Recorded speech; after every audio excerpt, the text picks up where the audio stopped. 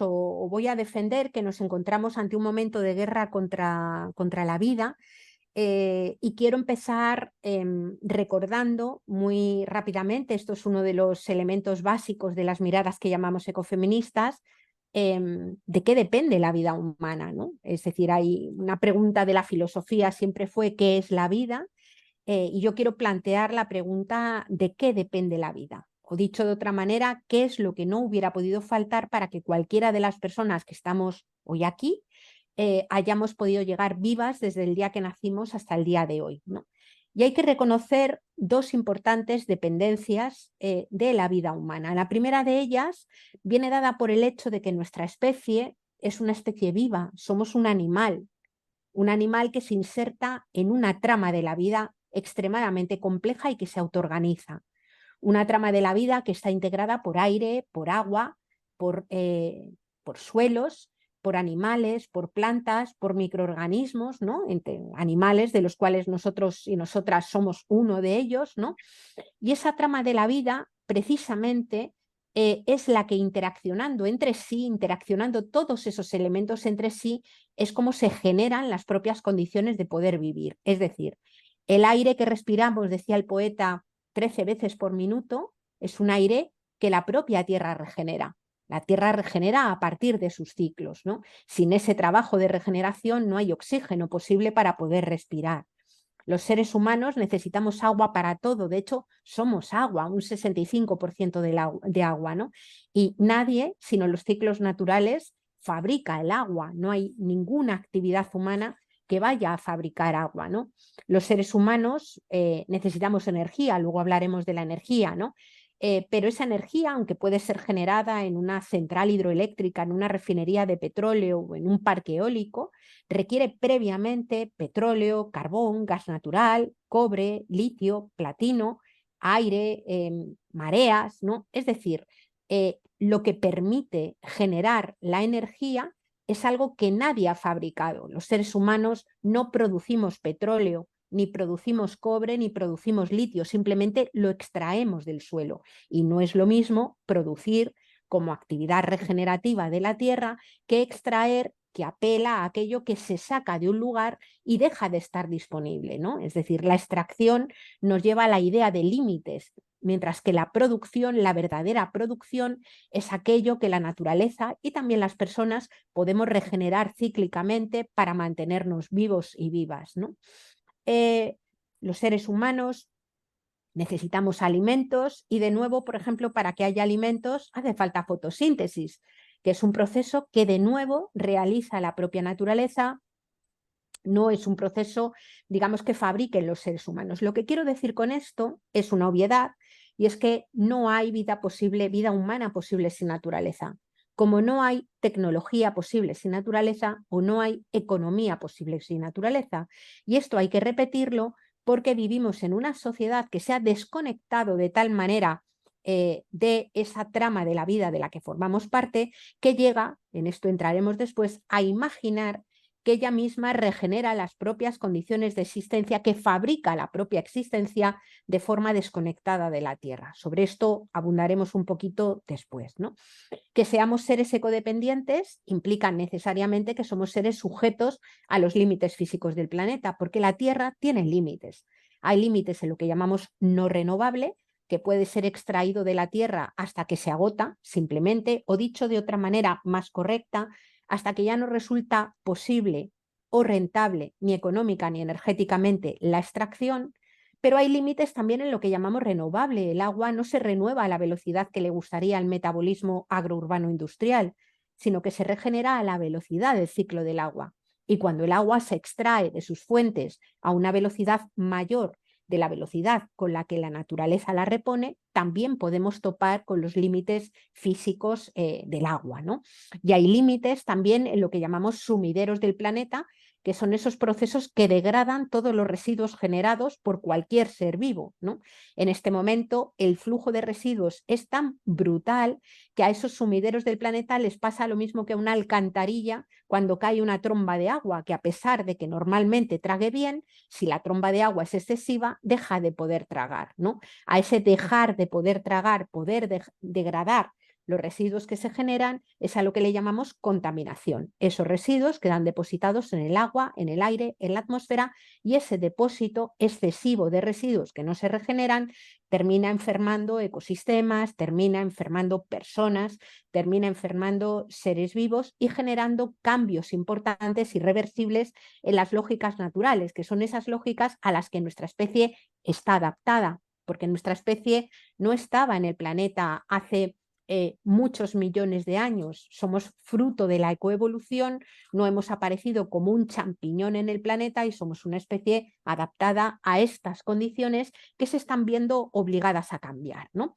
Por tanto, somos seres radicalmente codependientes. No hay vida humana posible fuera de la trama de la vida de la que forma parte, trama de la vida que, como digo, se autoorganiza, ¿no? Pero además los seres humanos tenemos una segunda dependencia que viene dada básicamente porque habitamos un segundo territorio. Ese segundo territorio es nuestro cuerpo. Los seres humanos somos seres encarnados en cuerpos vulnerables y finitos, porque cada cuerpo tiene un fin. El fin de la muerte es el fin de cada vida individual, que no el fin del conjunto de la vida, que es algo que viene durando y regenerándose ya muchos miles de millones de años, ¿no? Pero nuestro cuerpo es un cuerpo vulnerable. Y aquí sí me interesa pararme un momento a señalar a qué me refiero cuando decimos que un cuerpo es vulnerable, porque va a tener mucho que ver con la cuestión de la transición ecosocial justa después, ¿no? Un cuerpo es vulnerable porque es un cuerpo necesitado. Todos los cuerpos vivos tienen necesidades. Podríamos hablar de la necesidad de alimento, de la necesidad de acceso a un mínimo de energía, de la necesidad del acceso al agua, de la necesidad de tener una mínima habitabilidad, un lugar donde habitar, una vivienda, es decir, un lugar donde estar protegidas, digamos, del tiempo, del frío, del calor, ¿no? Pero necesitamos también cuidados. La vida humana ha de ser una vida cuidada. Sin cuidados no hay vida humana posible, ¿no? Necesitamos también igualmente sentirnos pertenecientes a alguna comunidad y necesitamos constituir un poder, digamos, poder colectivo que nos permita influir en las condiciones que tenemos alrededor. Todas esas necesidades son necesidades de los seres humanos que cuando no están cubiertas, lo que sucede es que la vida o no es viable, es decir, o sucumbe directamente porque no se puede mantener, o es una vida precaria, una vida que cuesta vivir, una vida dura de vivir, ¿no? Por tanto, todos los seres necesitamos todo esto para poder estar vivos, ¿no? Y lo que sucede es que todas esas necesidades se sostienen colectivamente. No hay forma de poder garantizar ninguna de esas necesidades en solitario. Por eso decimos que los seres humanos, además, somos seres radicalmente interdependientes. No hay ningún ser humano que pueda aspirar a vivir en solitario. Incluso las propias ideas de autonomía, la propia idea de libertad, son ideas que siempre han de estar construidas comunitariamente. Es decir, nuestra autonomía siempre será una autonomía interdependiente. Nuestra libertad siempre será una libertad relacional o interdependiente, ¿no? Es decir, ser dependiente no es una patología que le suceda a algunas personas, sino que todos los seres humanos somos y vamos a ser aún más en algunos momentos del ciclo vital dependientes de otras personas, ¿no? Por tanto, la dependencia, como digo, no es una patología, sino un rasgo inherente de la propia vida humana, ¿no? Esto es importante señalarlo porque, bueno, como luego diremos, nuestra cultura se ha constituido, en la cultura occidental, se ha constituido sobre una especie de fantasía de la individualidad, que es uno de los rasgos centrales de la sociedad patriarcal, de lo que llamamos sociedad patriarcal, ¿no? Que ha hecho que de alguna manera se invisibilicen, queden completamente ocultas, incluso despreciadas y desvalorizadas todas aquellas tareas y todos aquellos esfuerzos colectivos que es necesario hacer para poder sostener la vida. Es decir, nuestra cultura es una de las únicas culturas que existe en el mundo que desprecia, minusvalora, esconde y oculta precisamente aquello que le es necesario para mantenerse. Es una cultura, digamos, que destruye sus propias condiciones de existencia. En este sentido, es una cultura casi, diría yo, aparte de cocida, es una cultura casi suicida, ¿no? Luego iremos un poquito más en esta línea, ¿no? Digo lo de los momentos del ciclo vital porque es más que evidente que hay algunos momentos del ciclo vital en los cuales la existencia simplemente es inviable sin otras personas alrededor. Lo es para todo el mundo y en todos los momentos, pero pensemos, por ejemplo, en la infancia. Es imposible que una criatura recién nacida sobreviva sus primeros años de vida si nadie la cuida. Estamos hablando de cuidados físicos, alimentar, asear, levantar, acostar, arropar, pero estamos hablando también de otras cuestiones más intangibles, es decir, que te pongan un nombre, que recibas afectos, que recibas una interacción que te permita simplemente aprender a hablar, ¿no? Es decir, somos probablemente de las especies que nacen en un estado más crudo. Hay que aprender a vivir y ese aprendizaje a vivir solamente lo podemos hacer en comunidad, ¿no? Pensemos, por ejemplo, en el momento de la vejez, ¿no? Vivimos en sociedades y en pueblos muy envejecidos. Hay muchas personas mayores que no pueden sobrevivir cotidianamente, ni alimentarse, ni levantarse, ni asearse, ni salir a la calle, ni nada, si no hay otras personas, normalmente de otras generaciones, que dedican tiempo de trabajo a mantener ese cuerpo en condiciones de vida digna, ¿no? Pensemos en algunas diversidades funcionales que necesitan acompañamiento a lo largo de toda la existencia, en los momentos de enfermedad que atravesamos cualquiera. Lo que quiero decir es que a lo largo de toda la existencia, pero sobre todo en algunos momentos del ciclo vital, la vida no es posible si no es porque hay otras muchas personas que dedican muchas horas, mucha energía y mucho tiempo de trabajo a sostener la existencia, ¿no? De eso es de lo que hablamos cuando hablamos de sostenibilidad de la vida. La sostenibilidad es una de las palabras más gastadas que podamos imaginarnos, ¿no? Si nos metemos en Internet encontraremos estas balas ecológicas y sostenibles, que son balas que matan igual que todas, pero que no contaminan con plomo, ¿no? Y es conveniente, digamos, aterrizar bien de qué hablamos cuando hablamos de sostenibilidad, ¿no? A mí no me gusta hablar de sostenibilidad para hablar de sostener el planeta o de sostener el clima, porque el planeta se sostiene él solo, no le hace falta que nadie lo sostenga. Prefiero hablar de la sostenibilidad de la vida humana, porque si algo está en riesgo en este momento es la propia sostenibilidad de la vida humana y obviamente también de muchas otras especies que se están viendo en este momento en riesgo o en peligro, ¿no? Quienes mayoritariamente se han ocupado del sostenimiento de los cuerpos a lo largo de la historia han sido mujeres prácticamente en todos los lugares a lo largo del tiempo. No, desde mi punto de vista, porque las mujeres estemos mejor capacitadas genéticamente para ocuparnos de otras personas, sino porque vivimos en sociedades que denominamos patriarcales, que establecen una división sexual del trabajo normativa brutalmente violenta contra las mujeres y también contra los hombres que no ocupan el papel de patriarca, ¿no? Y que asignan de forma obligada tareas de forma no libre y en el caso de las tareas asociadas al cuidado y al sostenimiento cotidiano y generacional de la vida, tareas, como digo, despreciadas, invisibilizadas, minusvaloradas, pero imprescindibles a la vez para que la vida se pueda sostener, ¿no? Por tanto, la vida es ecodependiente y la vida es interdependiente. La vida humana no se sostiene sola, hay que sostenerla intencionalmente.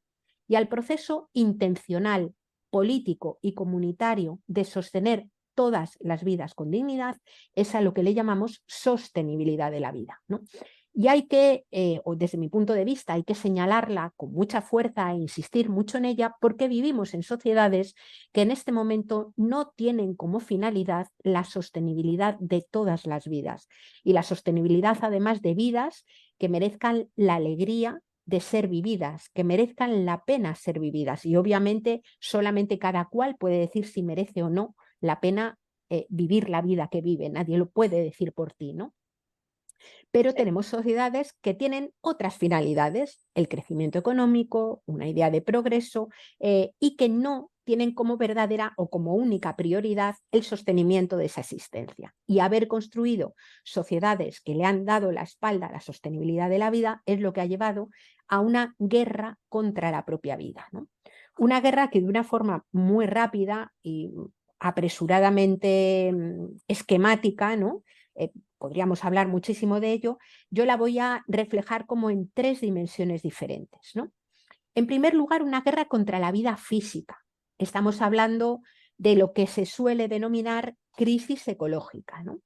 Que viene marcada por una serie de elementos que en este momento están simplemente o en riesgo o están siendo forzados a ser cambiados, ¿no? Por ejemplo, una brutal contaminación de agua, de suelos, de aire, que hacen que el mundo en su conjunto esté verdaderamente sometido a una verdadera ducha química que afecta a los cuerpos, que enferma a las personas, que enferma también los propios territorios y que convierte pues, aguas vivas o suelos vivos en territorios yermos que tienen dificultades para poder producir y reproducir la existencia, ¿no?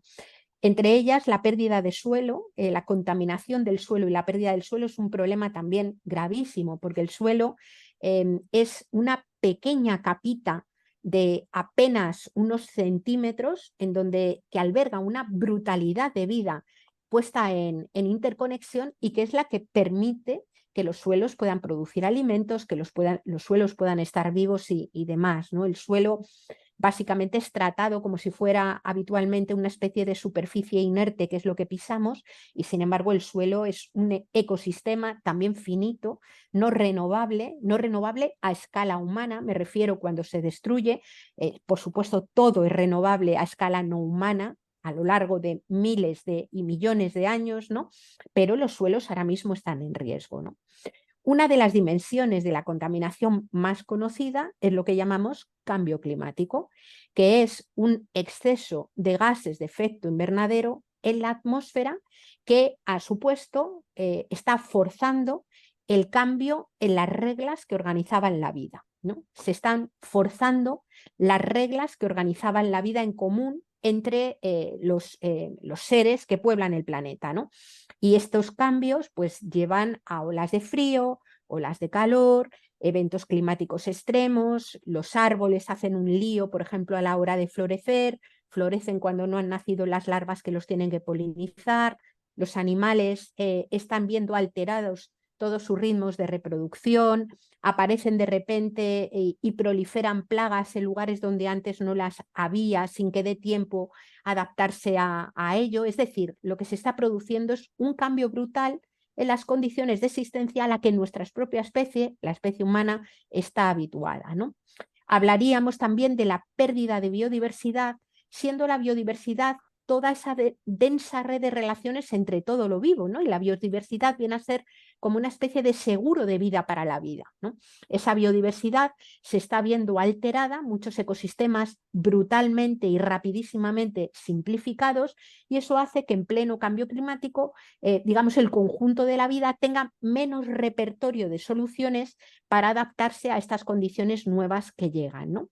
Y querría hablar también muy rápidamente de una profunda crisis que tiene que ver con el agua, con el ciclo del agua, ¿no? Y lo digo porque nuestro territorio, la península ibérica y también los territorios insulares, es decir, el sur de Europa, norte de África también, es de los territorios que se están más viendo afectados por el cambio climático en su dimensión hídrica, ¿no? Es decir, tenemos importantes problemas con el ciclo del agua. Yo vivo en Cantabria y aquí también hay problemas con el ciclo del agua. Pues con todo lo que os podéis imaginar, en lo que no voy a entrar porque es más que obvio, ¿no? Con los cultivos, el acceso, digamos, al agua que es necesaria para mantener toda la vida en su conjunto. La segunda dimensión, después de hablar de esta guerra contra la vida física, es una guerra, y aquí voy a entrar más, contra las condiciones de vida de las personas, ¿no? Si somos ecodependientes y los seres humanos formamos parte de la trama de la vida, es obvio que lo que le pasa a esa trama de la vida le afecta también a la vida humana. Somos sujeto de destino con la trama de la vida de la que formamos parte. Y esta crisis está afectando también a las condiciones de vida de las personas, ¿no? Hablaríamos, por un lado, de un momento, luego hablaremos un poco de sus causas más estructurales, de un momento en el que los niveles de pobreza y precariedad se están extendiendo de una forma bastante notable, ¿no? No solamente en términos, por ejemplo, cuando analizamos las relaciones entre norte global y sur global, donde estamos viendo que después de unos cuantos años en los que parecía que la brecha de desigualdad se cerraba, se vuelve ahora a abrir de forma notable, ¿no? Pero también cuando miramos dentro de nuestros propios territorios, ¿no? Dentro del territorio del Estado español, los niveles de precariedad y de empobrecimiento son brutales. En 2020, el relator sobre pobreza extrema de Naciones Unidas, que se llama Philip Alston, hizo una visita por el territorio del Estado español a comienzos de 2020, es decir, todavía no había estallado la pandemia. Sus conclusiones fueron que había un 15% de la población en condiciones de pobreza extrema, decía textualmente su informe, en donde la gente vive igual que la gente que vive en campos de refugiados. Se estaba refiriendo fundamentalmente a jornaleros y jornaleras de muchas zonas de recogida de fruto en cultivos intensivos, ¿no? También en algunas zonas de trabajo para macrogranjas, ¿no? O en alguna periferia, digamos, de ciudad, pero llegaba a cifrar en algo más de un 35% la pobreza, los niveles de pobreza ya no extrema, ¿no? Sino de pobreza moderada. Ahora mismo no recuerdo cómo es el término, no es moderada, pero vamos, de pobreza la que no es extrema, ¿no? Estamos hablando de gente que no llega a final de mes, aunque tenga un empleo, de gente a la que le cortan la luz porque no la puede pagar, o de gente que no se la llegan a cortar porque si tiene frío no pone la calefacción porque no la puede pagar. Estamos hablando de gente que tiene miedo a perder la casa o que no la ha podido tener nunca, de gente que no puede pagar el alquiler, de personas que el día 20 del mes empiezan a retirar de la cesta de la compra alimentos que creen o que les hubiera gustado poder meter dentro de la cesta de la compra, pero que no pueden pagar, ¿no?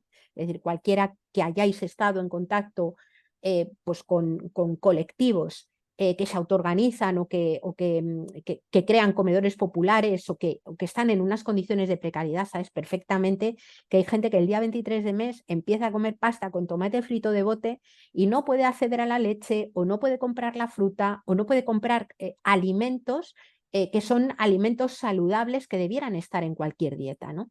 Es decir, no es poca la gente a la que le está pasando esto.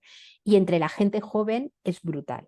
Es decir, estamos hablando de gente que es pobre teniendo un empleo. No hablo ya de quien no lo tiene o tiene otros grados de precariedad. A lo que me refiero es a que tenemos personas que han hecho lo que les dijeron que tenían que hacer para que les fuera bien, que es estudiar una carrera, hacer un máster, hablar otro idioma, y aún así, y habiendo accedido a un empleo, sus condiciones vitales, sobre todo en el marco de algunas ciudades, son extremadamente precarias, ¿no? Personas que no pueden decidir sus proyectos vitales propios como quisieran tenerlos, que no pueden ser padres o madres cuando quieren serlo, o que digamos que organizan el conjunto de su vida a partir de la precariedad que forma parte de muchas existencias, ¿no? Si nos vamos ya a otros territorios, además de la precariedad y de la pobreza, estaríamos hablando de un fenómeno tremendo que es el de la expulsión de muchas gentes de sus territorios, ¿no? Todos los datos que se manejan señalan que están creciendo y van a crecer bastante más el fenómeno de expulsión de gente y de migraciones forzosas. Sobre esto entraré un poquito también después, ¿no?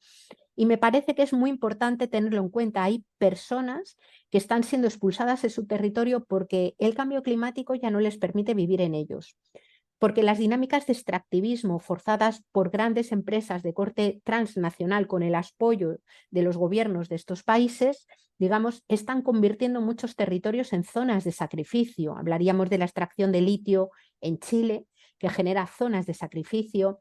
Hablaríamos de los monocultivos, por ejemplo, de aguacate en muchas zonas de América Latina o incluso en el sur de España.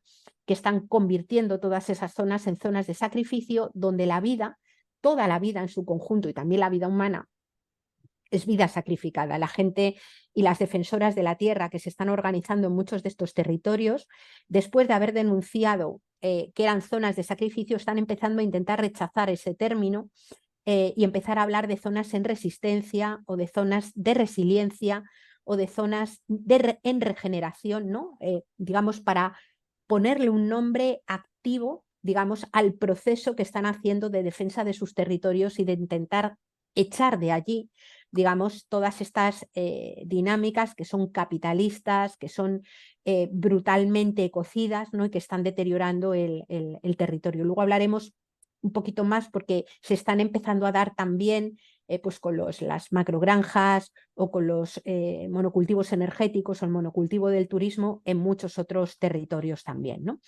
Y por último, la guerra, ¿no? Digamos que cuando miramos de dónde vienen la mayor parte de los materiales, de las energías y de los alimentos que sostienen las economías de los países ricos, los nombres de los países nos suenan un montón.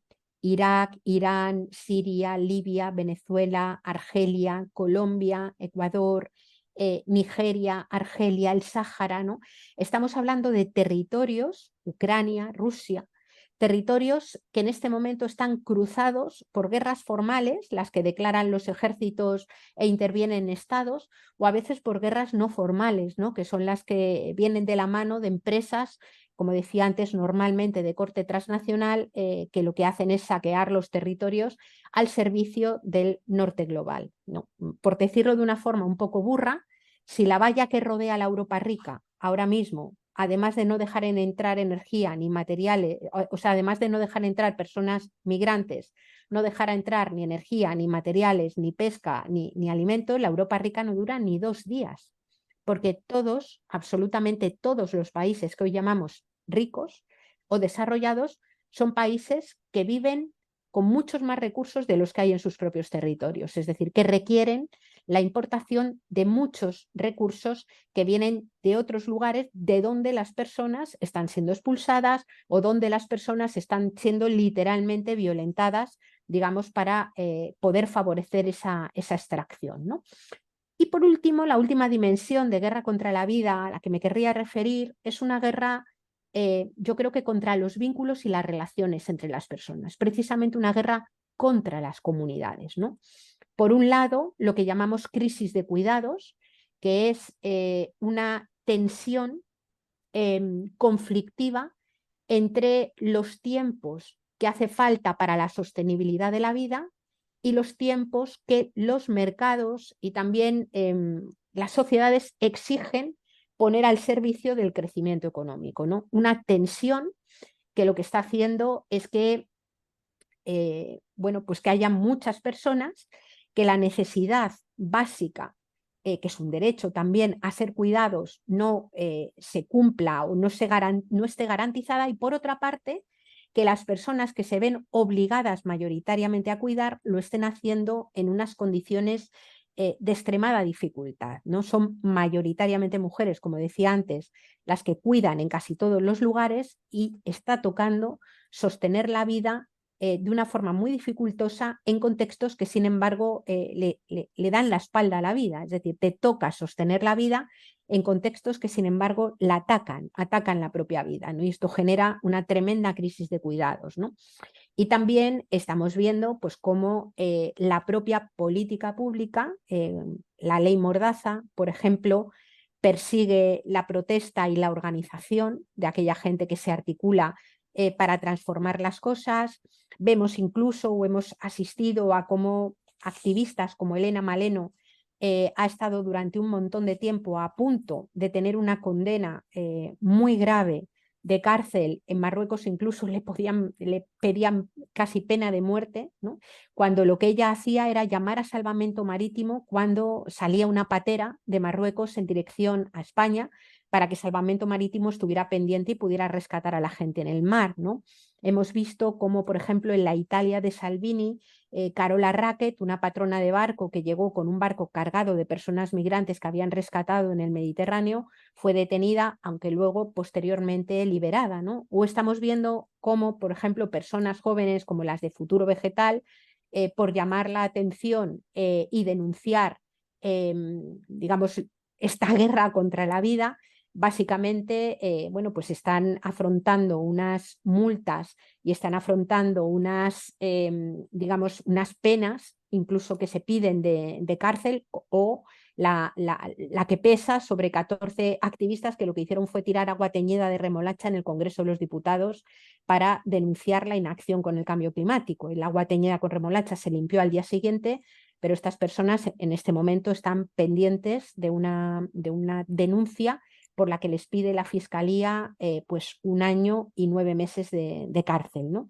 Es decir, esto supone, digamos, una tensión o todo el peso, digamos, de la ley en contra precisamente de las relaciones comunitarias, de las relaciones de solidaridad, bueno, que están ahí operando también, ¿no? Para mí estas son como las 3 dimensiones de la guerra contra la vida que vivimos en el momento actual, ¿no? Y esto hace que haya muchas personas que hablen de, bueno, de que nos encontramos ante una situación que denominan de colapso del actual sistema civilizatorio, ¿no?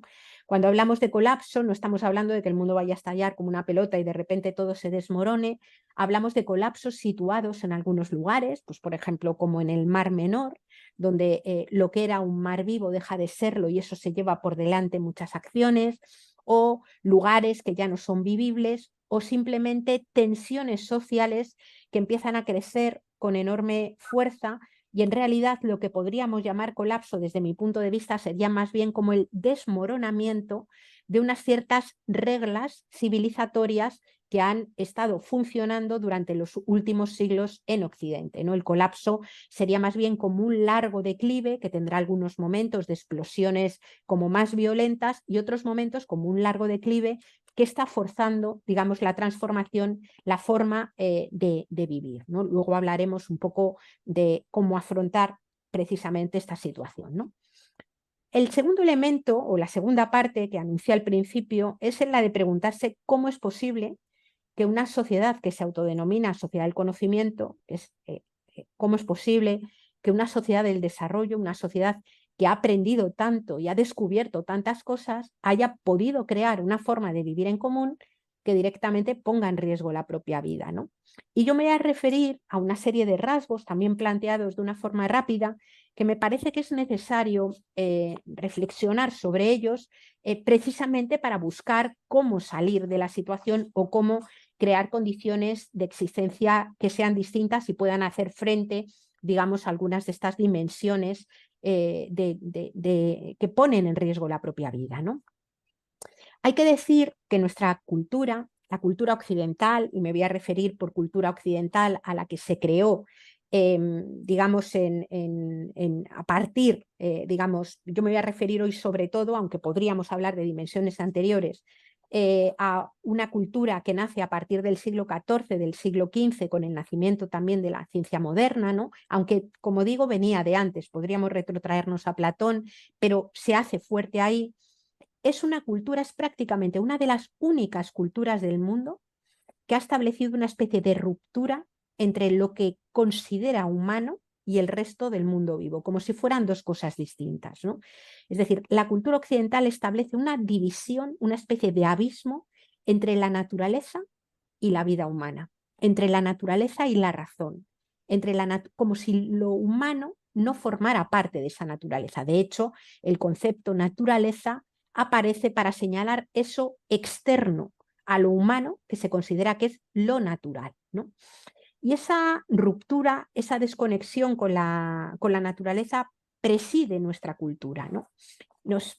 Incluso los mitos fundacionales de la cultura occidental lo reflejan de una forma muy significativa, ¿no? Cuando vamos, por ejemplo, al libro del Génesis en la Biblia y nos encontramos todo este relato de cómo Dios crea todo en el último momento al ser humano, al hombre, de un trozo del hombre a la mujer y le regala toda la creación, les dice que se multipliquen, que sometan todo el resto de la vida y tal, y les prohíbe solamente comer frutos del árbol de la ciencia, sabemos bien que Eva se deja engatusar por la serpiente, Adán se deja engatusar por Eva, y lo interesante viene aquí, ¿no?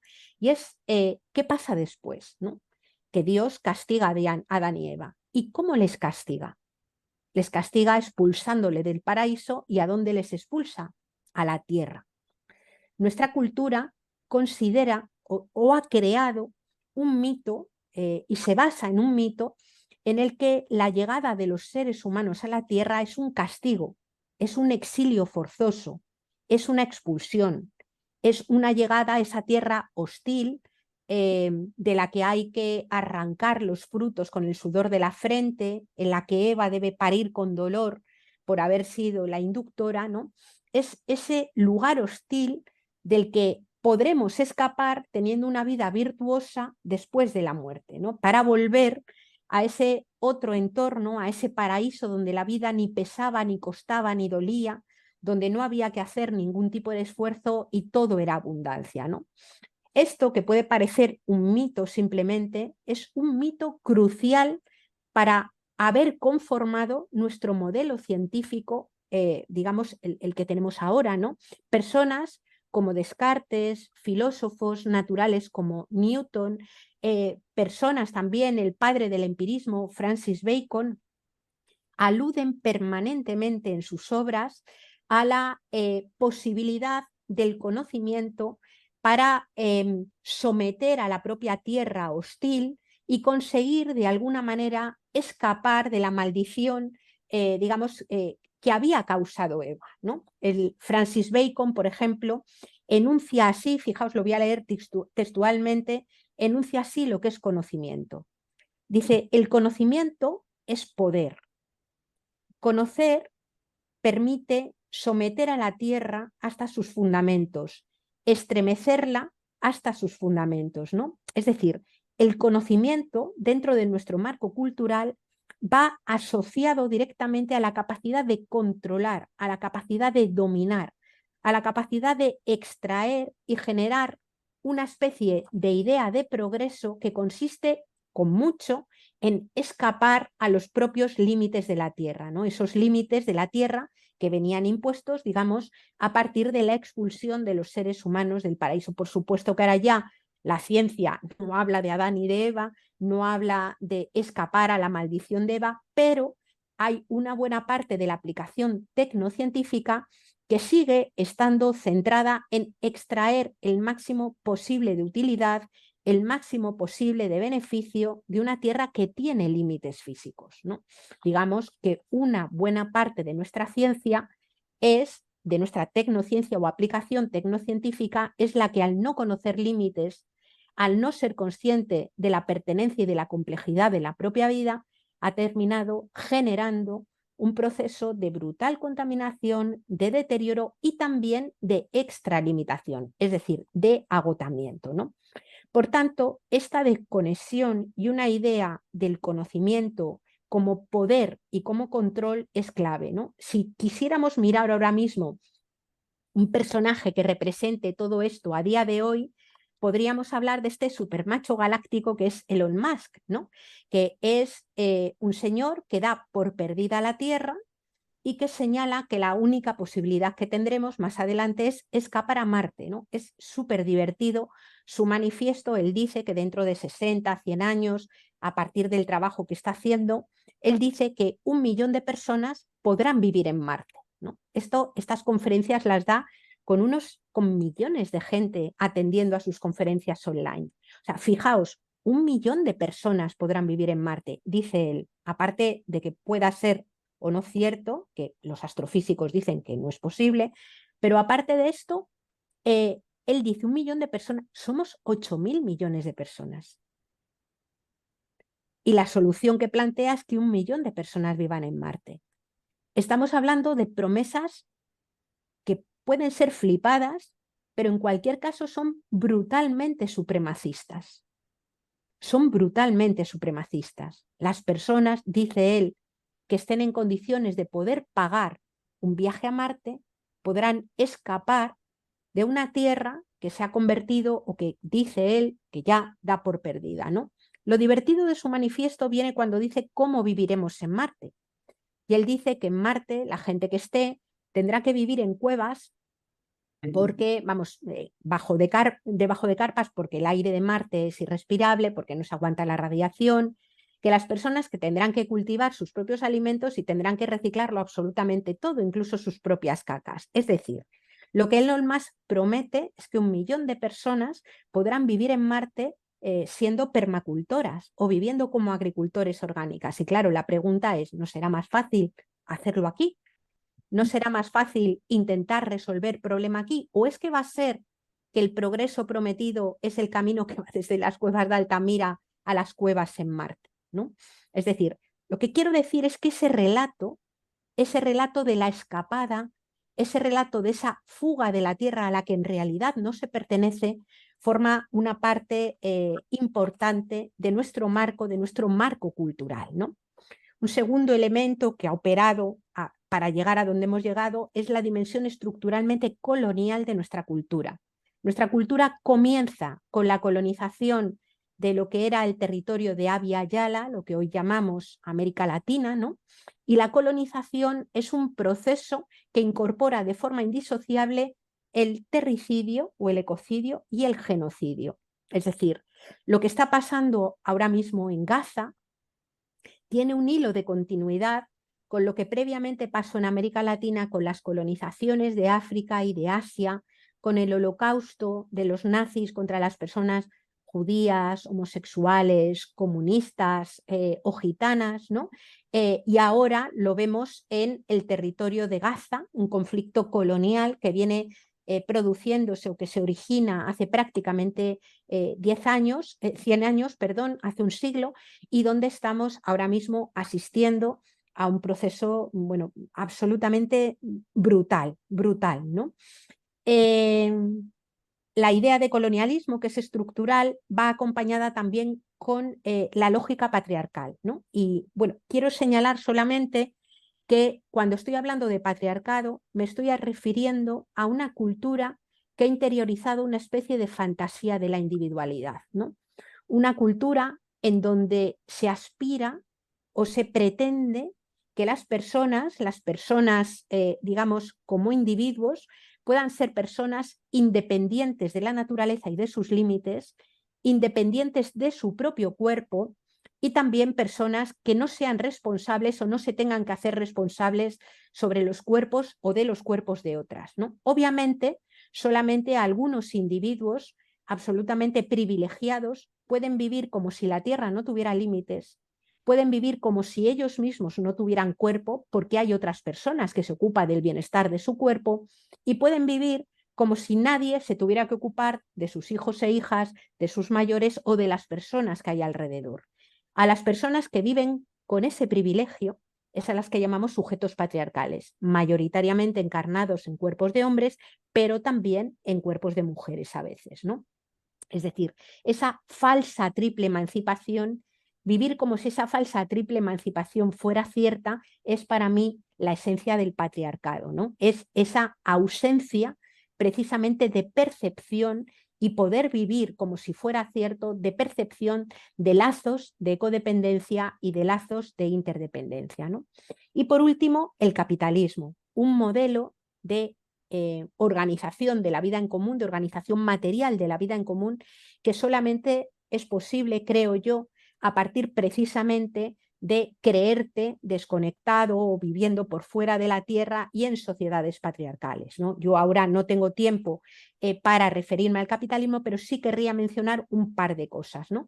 Y es que el capitalismo es ese modelo. El capitalismo, hablamos del capitalismo de Estados Unidos, pero también el capitalismo de Estado de China, ¿no? Es ese modelo que primero dice que solamente tiene valor aquello que puede ser expresado en términos monetarios. Para el capitalismo solamente tiene valor aquello a lo que se le puede asignar un precio. Un problema enorme cuando estamos hablando de la polinización, del ciclo del agua, del cuidado de la vida, que son cosas que no tienen precio o incluso aunque se les ponga pagando, no lo puedes reponer cuando se deteriora, ¿no? Y por otro lado, una segunda cosa que tiene que ver con esa reducción a lo monetario es que el capitalismo es como una especie de religión civil que se sostiene sobre una lógica del sacrificio. Todo merece la pena ser sacrificado si la contrapartida es que la economía crezca. Y cuando digo todo, es todo. El territorio fértil, las fuentes de agua, el tiempo de vida de las personas, que puede ser sacrificado, digamos, en trabajos explotados si la contrapartida es que la economía crezca. Todo puede ser sacrificado. Y esa religión civil es una especie de fundamentalismo religioso que conviene revisar de arriba abajo precisamente para poder hacer la transición ecosocial justa.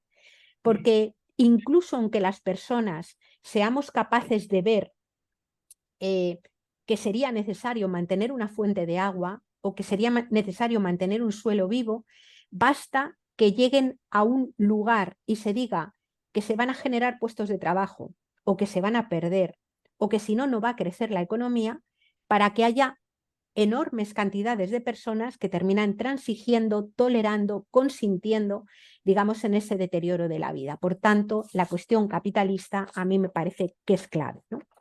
Y por último, vamos a entrar ya en la parte en la que pensamos entonces qué sería una transición ecosocial justa.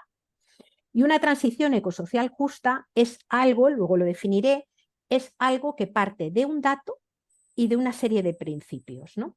El dato, el inevitable decrecimiento de la esfera material de la economía. Es decir, los seres humanos, queramos o no queramos, globalmente, los 8.000 millones de personas que vivimos hoy en el planeta, vamos a vivir con menos energía, con menos minerales y con menos recursos de la tierra, queramos o no queramos. Es absurdo hablar de si queremos o no queremos decrecer globalmente. Vamos a decrecer, estamos decreciendo globalmente. Y entonces la clave, y cuando hablo de decrecimiento, vuelvo a insistir todo el rato, hablo de las toneladas de mercurio, los kilos de plomo, las hectáreas de suelo fértil, es decir, de aquello material que sirve para sostener la vida, ¿no? Por tanto, esa contracción de la esfera material de la economía es simplemente un dato. Decreceremos. Y la clave es cómo lo hacemos. Se puede decrecer por vía fascista, que es la forma de decrecer en la cual quien tiene poder económico, político y militar se adueña de todo y deja a otra gente fuera de la vida, o se puede decrecer de una forma radicalmente distinta, que es aplicando tres principios. El de suficiencia. El principio de suficiencia apela a la idea y a la necesidad de vivir con lo suficiente. Todo un debate que es necesario hacer para la transición ecosocial justa. Porque, ¿qué es lo suficiente? Para hablar de lo suficiente tenemos que hablar de necesidades humanas. ¿Qué necesitamos los seres humanos para estar vivos y estar vivos bien? Hemos de hablar de vivienda, de energía, de materiales, de alimentos, de tiempos para la vida, de cuidados. Todo eso son lo que permite satisfacer las necesidades humanas. Es lo que si no está cubierto no se puede tener una vida buena. Por tanto, lo suficiente será aquello que permite que las necesidades humanas estén cubiertas de una forma satisfactoria.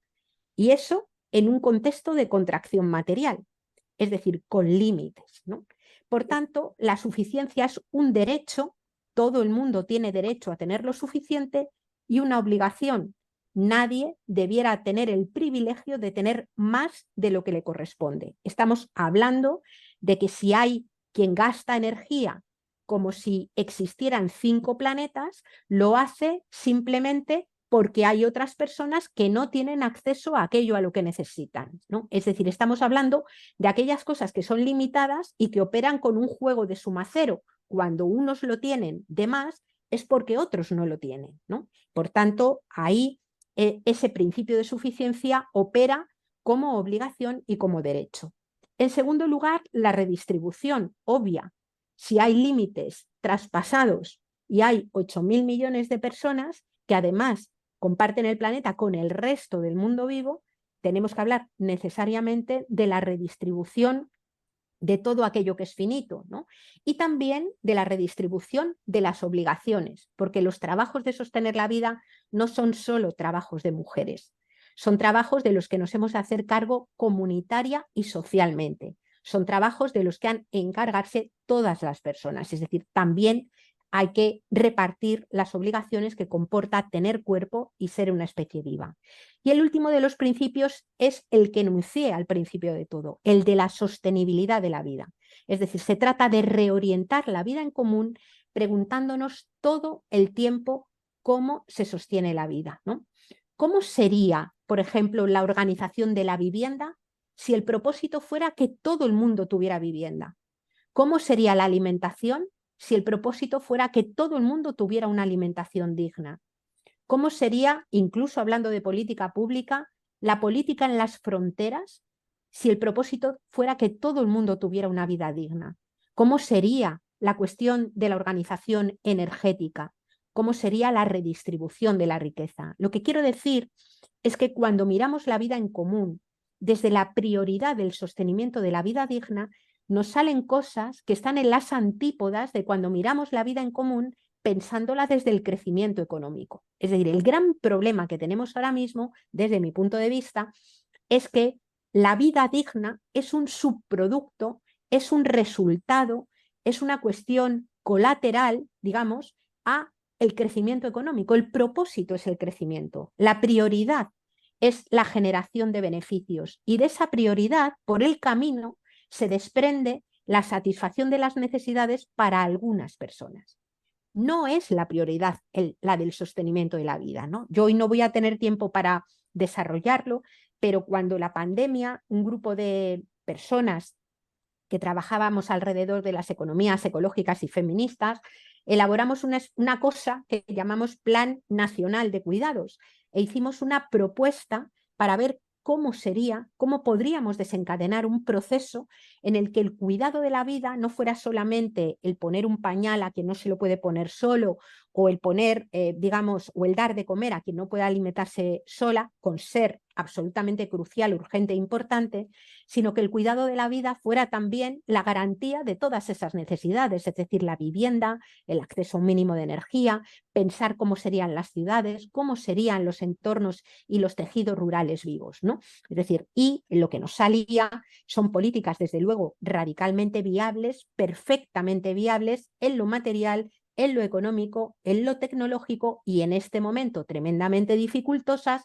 porque hay un problema de poder, de concentración de poder y hay un problema también de cultura. Es decir, que la mayor parte de la gente mira con los mismos ojos y con la misma lógica de quienes ostentan el poder. Y por tanto existen dificultades importantes para poder reorganizar la vida en común desde otras lógicas, ¿no? Sabiendo esto y bajo estos tres principios, ¿qué sería la transición ecosocial justa? Una transición ecosocial justa sería un proceso deseado, compartido, comprendido, planificado, ¿no? Que tiene como prioridad la garantía de condiciones de existencia dignas para todas las personas en un contexto de decrecimiento material y de incertidumbre debidas, entre otras cosas, al cambio climático. Y en un planeta que compartimos con el resto del mundo vivo, ¿no? Digo esto y puede parecer que es una definición, pero incorpora algunos elementos que son claves dentro de la ecología política que hemos conocido y también de afrontar los problemas de precariedad y de pobreza, ¿no? Y lo que incorpora es que mete exactamente en la misma agenda la cuestión de las condiciones de vida humana y la cuestión de la sostenibilidad del conjunto del planeta, ¿no? Y es necesario meterlo en la misma agenda, es decir, con el mismo propósito, porque en el punto en el que estamos, digamos, si no garantizamos, si no somos capaces de garantizar condiciones dignas de existencia para las personas y las personas se ven obligadas a elegir entre comer hoy, mantener la vida hoy o mantenerla dentro de 60 años, escogerán las condiciones más urgentes de hoy, postergando e impidiendo digamos que la vida dentro de unos años ya para muchas personas pueda ser una vida decente, ¿no? Y si miramos solamente la cuestión ecológica, lo que sucede es que podemos deslizarnos casi hasta sin darnos cuenta por un tobogán que nos conduce a una dinámica ecofascista, ¿no? Digo que es ecofascista porque podemos apostar por poner cuantos más parques eólicos mejor, cuantos más placas solares mejor, a costa de extraer el litio de Chile, de utilizar las energías fósiles que quedan para montar todos esos complejos y dejarnos a un montón de gente por el camino. Por tanto, la clave es hacerlo a la vez, ¿no? Hay una economista que se llama Kay Raworth que lo pinta en un gráfico. Ella dice, pintemos, imaginemos un círculo en el que colocamos el techo ambiental, ¿no? Digamos que este círculo marca los límites físicos del planeta. Y ella, dentro de ese círculo, dibuja otro, inscrito en él, al que llama el suelo mínimo de necesidades. Lo que dice es, entre el suelo mínimo de necesidades y los límites del planeta hay una especie de rosco, una especie de rosquilla, de hecho ella le llama a su teoría la economía de la rosquilla o del donut, hay una especie de rosco que es el rosco, es el espacio en el que podemos generar vida segura para todo el mundo, ¿no? Entre tener cubierto el suelo mínimo de necesidades y no sobrepasar o ajustarnos a los límites físicos del planeta. Lo que sucede es que cuando hay una minoría que consume mucho más de lo que le corresponde, ese techo ecológico se acorta y la gente se nos cae por el agujero de la rosquilla, ¿no? Se cae por el agujero del donut. Por tanto, la clave es esa, ¿no?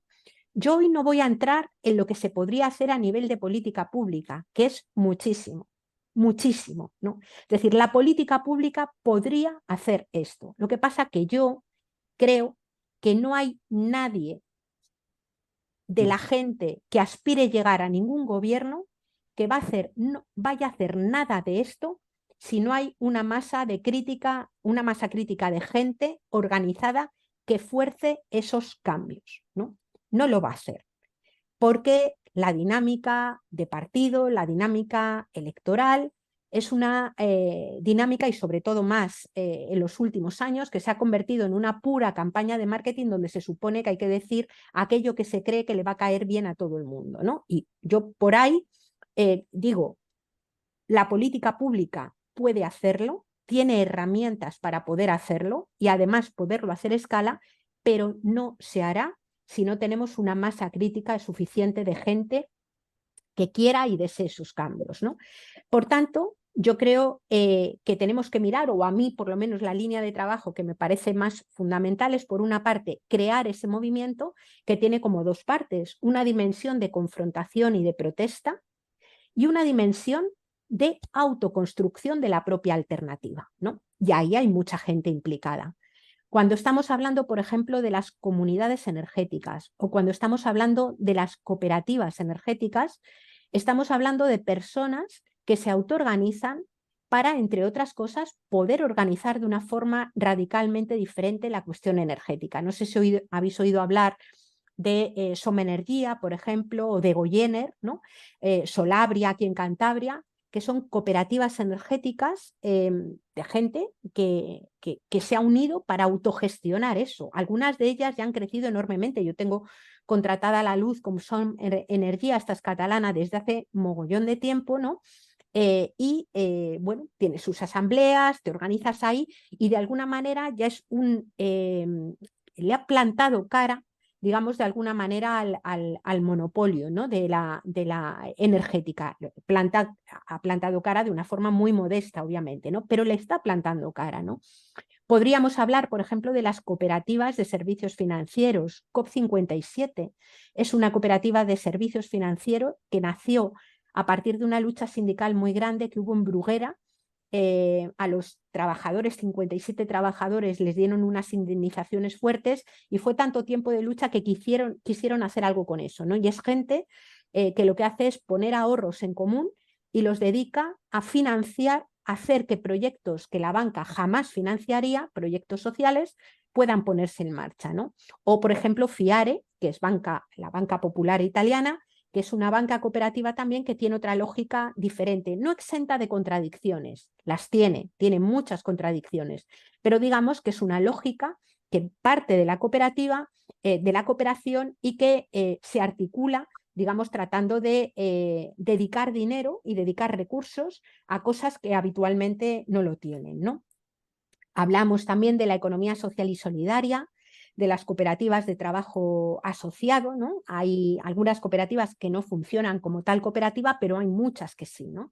Yo, por ejemplo, yo trabajo en una cooperativa, ¿no? Llevamos ya muchísimos años, mi cooperativa se llama Garúa y somos 20 personas socias, ¿no? Y nos hemos organizado con un montón de cosas. Nunca, por ejemplo, hemos recurrido a ninguna línea de crédito de ningún banco, porque lo que hemos hecho es que si, si las personas, nuestro salario, por ejemplo, no lo gastamos entero, parte de lo que no gastamos lo ponemos en la caja común para desde ahí poder financiarnos cuando tenemos problemas de liquidez, ¿no? Es obvio que si en algún momento tuviéramos un problema de liquidez y las personas que han dejado ese dinero en la caja común lo necesitan, pues a lo mejor tendríamos que tragar con meternos en una línea bancaria para poder tener la liquidez, pero hasta el momento, después de casi 20 años, no nos ha pasado nunca. Nunca hemos necesitado, hemos partido de nuestros propios recursos y nunca hemos necesitado esa línea bancaria, ¿no? O nos hemos inventado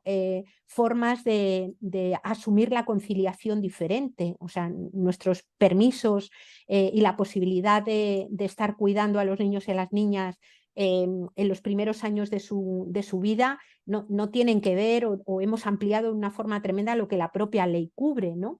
O incluso cuando la necesitamos, hicimos una escuelita autogestionada donde empezaron yendo los hijos e hijas de la gente de la cooperativa y estaba en el mismo lugar, en el mismo espacio de trabajo, y después la experiencia nos gustó tanto que ha seguido funcionando. Es una cooperativa que se llama El Arenero, de cuidados autoorganizados entre familias y nuestra propia cooperativa, ¿no? Quiero decir que la creatividad, cuando te pones a pensar, hay muchas formas de poder hacer las cosas de un modo distinto, ¿no? Yo creo que ahora mismo esa es una de las claves, ¿no? Es decir, pensar la transición ecosocial justa en los territorios, en cada lugar, en lo concreto, en lo situado, pasa por llevar al máximo y desarrollar al máximo las estrategias de cooperación, ¿no? Y pasa por desarrollar una imaginación que cuesta un mundo poder desarrollarla cuando estás inmersa dentro de las propias lógicas y no rompes. Por eso os he metido todo este rollo de intentar saber dónde están algunos de esos escollos o algunos de esos pecados originales de nuestra cultura, ¿no? Porque pensando desde esas lógicas es muy difícil poder atisbar otras formas de hacer, ¿no? Igual que, por ejemplo, imaginar está muy complicado cuando no tenemos memoria. Para poder imaginar hace falta también poder recordar. No hay imaginación sin memoria. Y esto no quiere decir que las soluciones las vayamos a encontrar en el pasado. Digamos que la tradición es una fuente de inspiración, pero no puede ser nunca morada o cárcel, dice una socióloga vasca, que a mí me parece que es una mujer súper interesante, pero es fuente de inspiración, aunque solamente sea también para saber qué cosas se han probado y no han funcionado, ¿no? Digamos que el colapso, cuando lo miramos de lo comunitario, desde lo comunitario, es una cosa bastante diferente, porque el colapso mirado desde lo abstracto es una especie de pelota que nos agobia y no sabemos cómo meterle mano. Pero cuando miramos el colapso en el territorio y miramos la historia, sí que somos capaces de ver que los pueblos concretos, las humanidades concretas, han pasado por situaciones de sequía, han pasado por situaciones de dificultades para producir alimento, han pasado por situaciones violentas y muchos de ellos han sabido organizarse para salir de ellas, ¿no? Digamos que nuestra cultura oculta al máximo las relaciones comunitarias y de confianza, pero no podría funcionar sin ellas, ¿no? Es decir, el primer día que cualquiera de nosotras hemos dejado a nuestra hija en una escuela infantil con personas que no conoces de nada, lo que está operando es la confianza de que no le van a hacer daño. Cuando una va a una médica y le pone un tratamiento, lo haces porque tienes la confianza en que te va a tratar o va a intentar tratarte bien. Cuando te montas en un autobús de alza y vas relativamente tranquila leyendo es porque crees que el tío no se va a tirar por un terraplén. Lo que quiero decir es que incluso en estas circunstancias, incluso en lo más hostil, estamos llenos de relaciones de confianza, llenos de relaciones que son las que permiten que el mundo exista. Y esas son las que hay que sacar a flote ahora y desarrollarlas al máximo posible, ¿no? Os voy a recomendar para terminar un libro de Rebecca Solnit que se llama Un paraíso en el infierno. Rebecca Solnit es una autora que lo que ha hecho ha sido rastrear un montón de grandes desastres y dificultades extremas, ella lo ha hecho en el mundo anglosajón de los últimos 100 años, y lo que ha puesto de manifiesto y ha demostrado es que frente a los relatos de todos contra todos y frente a los relatos dominantes de la lucha digamos, de cada persona individualmente por su propio beneficio, en todos y cada uno de aquellos grandes desastres, lo que permitió que la gente saliera adelante fueron una tremenda eclosión de relaciones de apoyo mutuo, de relaciones de colaboración, ¿no? Como las que surgieron en muchos lugares, por ejemplo, durante la misma pandemia, como las que han surgido a lo largo de la vida, de la historia de la vida humana en muchos momentos de dificultad, ¿no? Por tanto, desde mi punto de vista, necesitamos hacer digamos, una revisión en los territorios sobre qué necesidades tenemos, qué tenemos para poder cubrirlas, cómo además organizarlas de forma que sean compatibles con las reglas que organizan la vida, es decir, somos culturas solares, cercanas, diversas, lentas, que cierran ciclos, así es como se mantiene la vida, y a partir de las necesidades que hay que satisfacer, ver toda la potencialidad y todos los recursos que tenemos comunitariamente, ¿no? Hay cosas que podemos hacer perfectamente desde el propio marco de las comunidades, ¿no? Y hay bueno, una enormidad de experiencias que ya están funcionando en muchos lugares que yo creo que en las que hay que poner el foco. Creo que así podemos generar una especie de poder colectivo construido desde abajo que sea capaz además de crear motores y laboratorios de experiencias que, si se dan las circunstancias adecuadas para que existan colaboraciones también público-comunitarias, podían ser traspasadas a la política pública, pero que en el caso de que no podamos forzar que se trasladen a la política pública, puede ser lo único que tengamos para poder organizarnos. Por tanto, esa construcción de abajo, por un lado, para inspirar lo grande y en cualquier caso, para tener vidas llenas de sentido en las que podamos vivir bien, incluso en entornos hostiles, me parece que es clave, ¿no?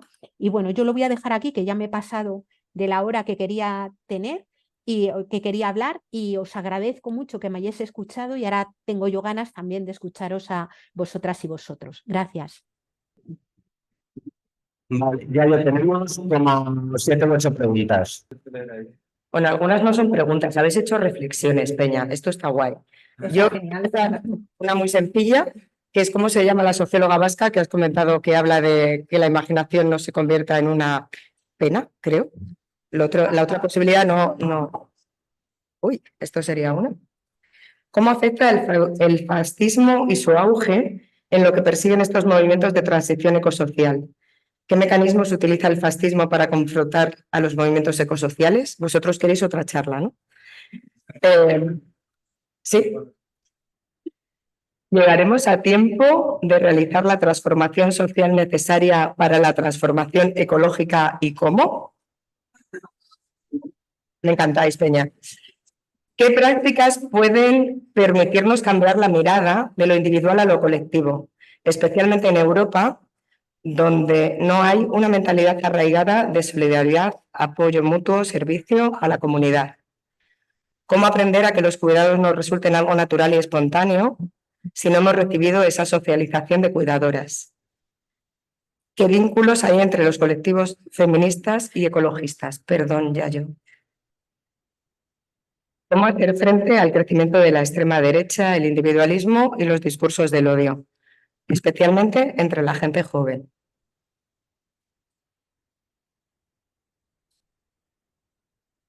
¿Vale? ¿Qué papel debe tener la educación en todo este dilema y cómo podemos exigir a las administraciones? ¿Cuáles son las vías para llegar a una masa crítica amplia venciendo la inercia conformista? ¿Estás también, no? Sí, ¿Esta y esta? sí. Para poder abrirse a la creatividad, la esperanza y la acción, creo que es esencial desahogar y cuidar el dolor ante la crisis ecosocial colectivamente. ¿Se te ocurren fórmulas concretas? ¿Y cómo ayudar a no ignorar el problema? Estas preguntas van vinculadas, ¿no? Es como ese marco y luego las fórmulas y cómo superar esta parte de la ignorancia.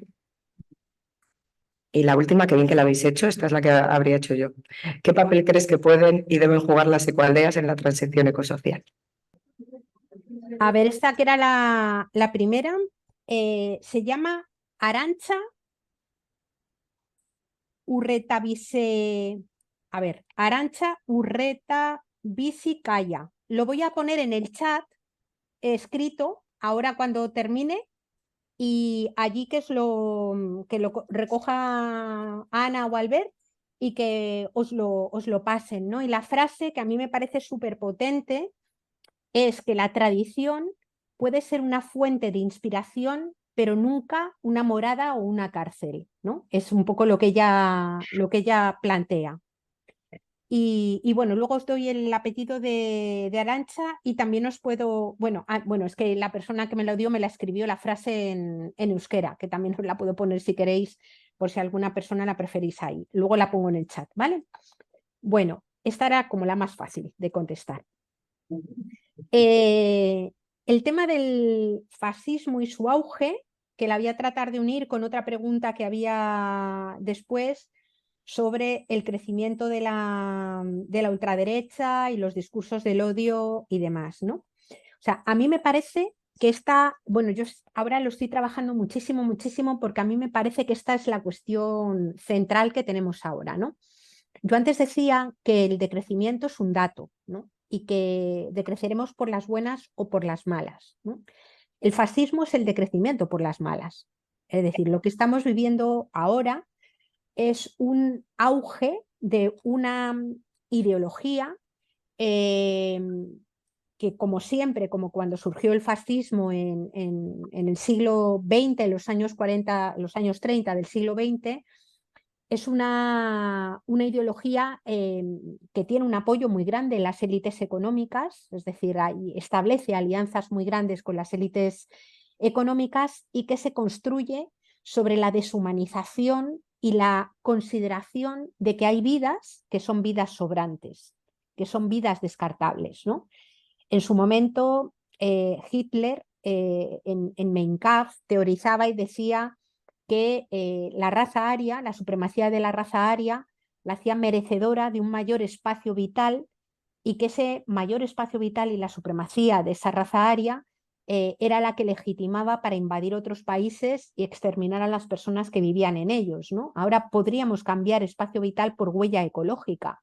Y lo que nos encontramos es que hay territorios, hay sectores y élites de territorios que se comportan como si hubiera vidas que valieran menos, ¿no? Judith Butler habla y dice que la violencia también tiene mucho que ver con el hecho de considerar que hay vidas que no merecen ser lloradas cuando se pierden, ¿no? Yo creo que ahora mismo lo que estamos viviendo, sobre todo con la islamofobia, es un auge brutal del racismo que está señalando vidas y territorios que pretenden ser utilizados para seguir sosteniendo un determinado estilo vital y vidas que se deshumanizan, a las que se les resta valor, ¿no? Y convertir, digamos, a personas que son víctimas del problema casi en una amenaza, ¿no? La migración se trata y se aborda como si fuera un problema de seguridad y no un problema político y social, ¿no? Lo que quiero decir con esto es que mientras decíamos que el inevitable decrecimiento de la esfera material de la economía desde los enfoques de la sostenibilidad de la vida se sostiene sobre la suficiencia, la redistribución y la sostenibilidad, el propio cuidado de la vida, el decrecimiento desde las perspectivas del mercado y del fascismo, desde las perspectivas del mercado y del poder, se sostienen sobre el racismo y el fascismo, ¿no? De hecho, ha habido durante muchísimo tiempo el fascismo, ha sido, o los sectores neofascistas o las ultraderechas, los populismos de ultraderechas, eran fundamentalmente negacionistas, es decir, negaban el cambio climático, negaban la crisis ecológica, muchas lo siguen haciendo como forma de no mirar al problema, ¿no?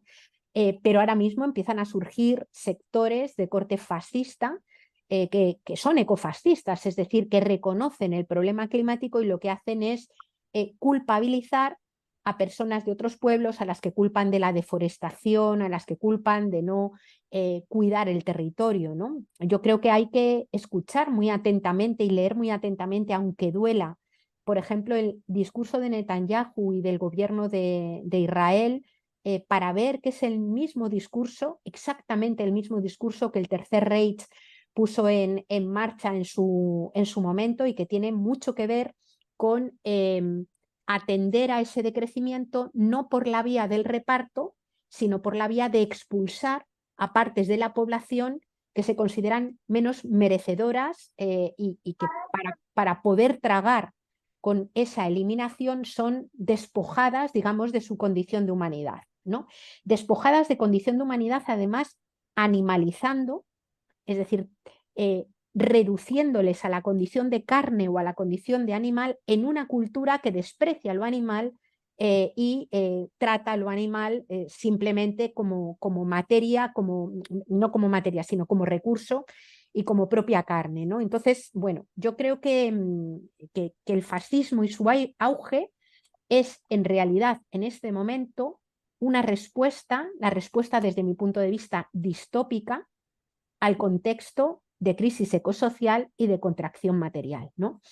Y en ese sentido hay una pugna, por así decirlo, un antagonismo entre las posibilidades de construir respuestas a lo que está en tensión es si la respuesta a esa contracción material se hace, digamos, protegiendo a pequeños sectores por la vía militar, por la vía económica, por la vía política y expulsando a los márgenes de la vida o de la propia vida a otros sectores de población, o si conseguimos generar esos otros movimientos en donde todas las vidas importan, ¿no? Donde no queremos dejar vidas atrás. Entonces, claro que afecta el fascismo ahora mismo y su auge desde mi punto de vista, y no se está haciendo para mí bien la lectura incluso desde ámbitos de la ecología política.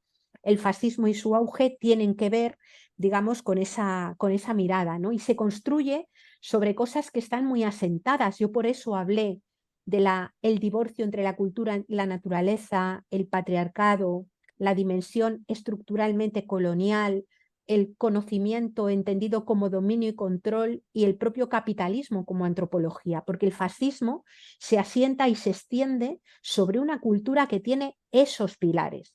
Por eso a mí me parece que deconstruirlos es una cuestión clave. Es decir, muchas veces se dice vayamos a las soluciones y dejémonos de críticas. Pues es que hay una parte de la crítica que sigue sin estar hecha y hay que construir la solución, pero no nos valen esos pilares culturales y por tanto parte de la solución es tratar de deconstruirlos también, ¿no? O sea que a mí me parece que es clave, ¿no?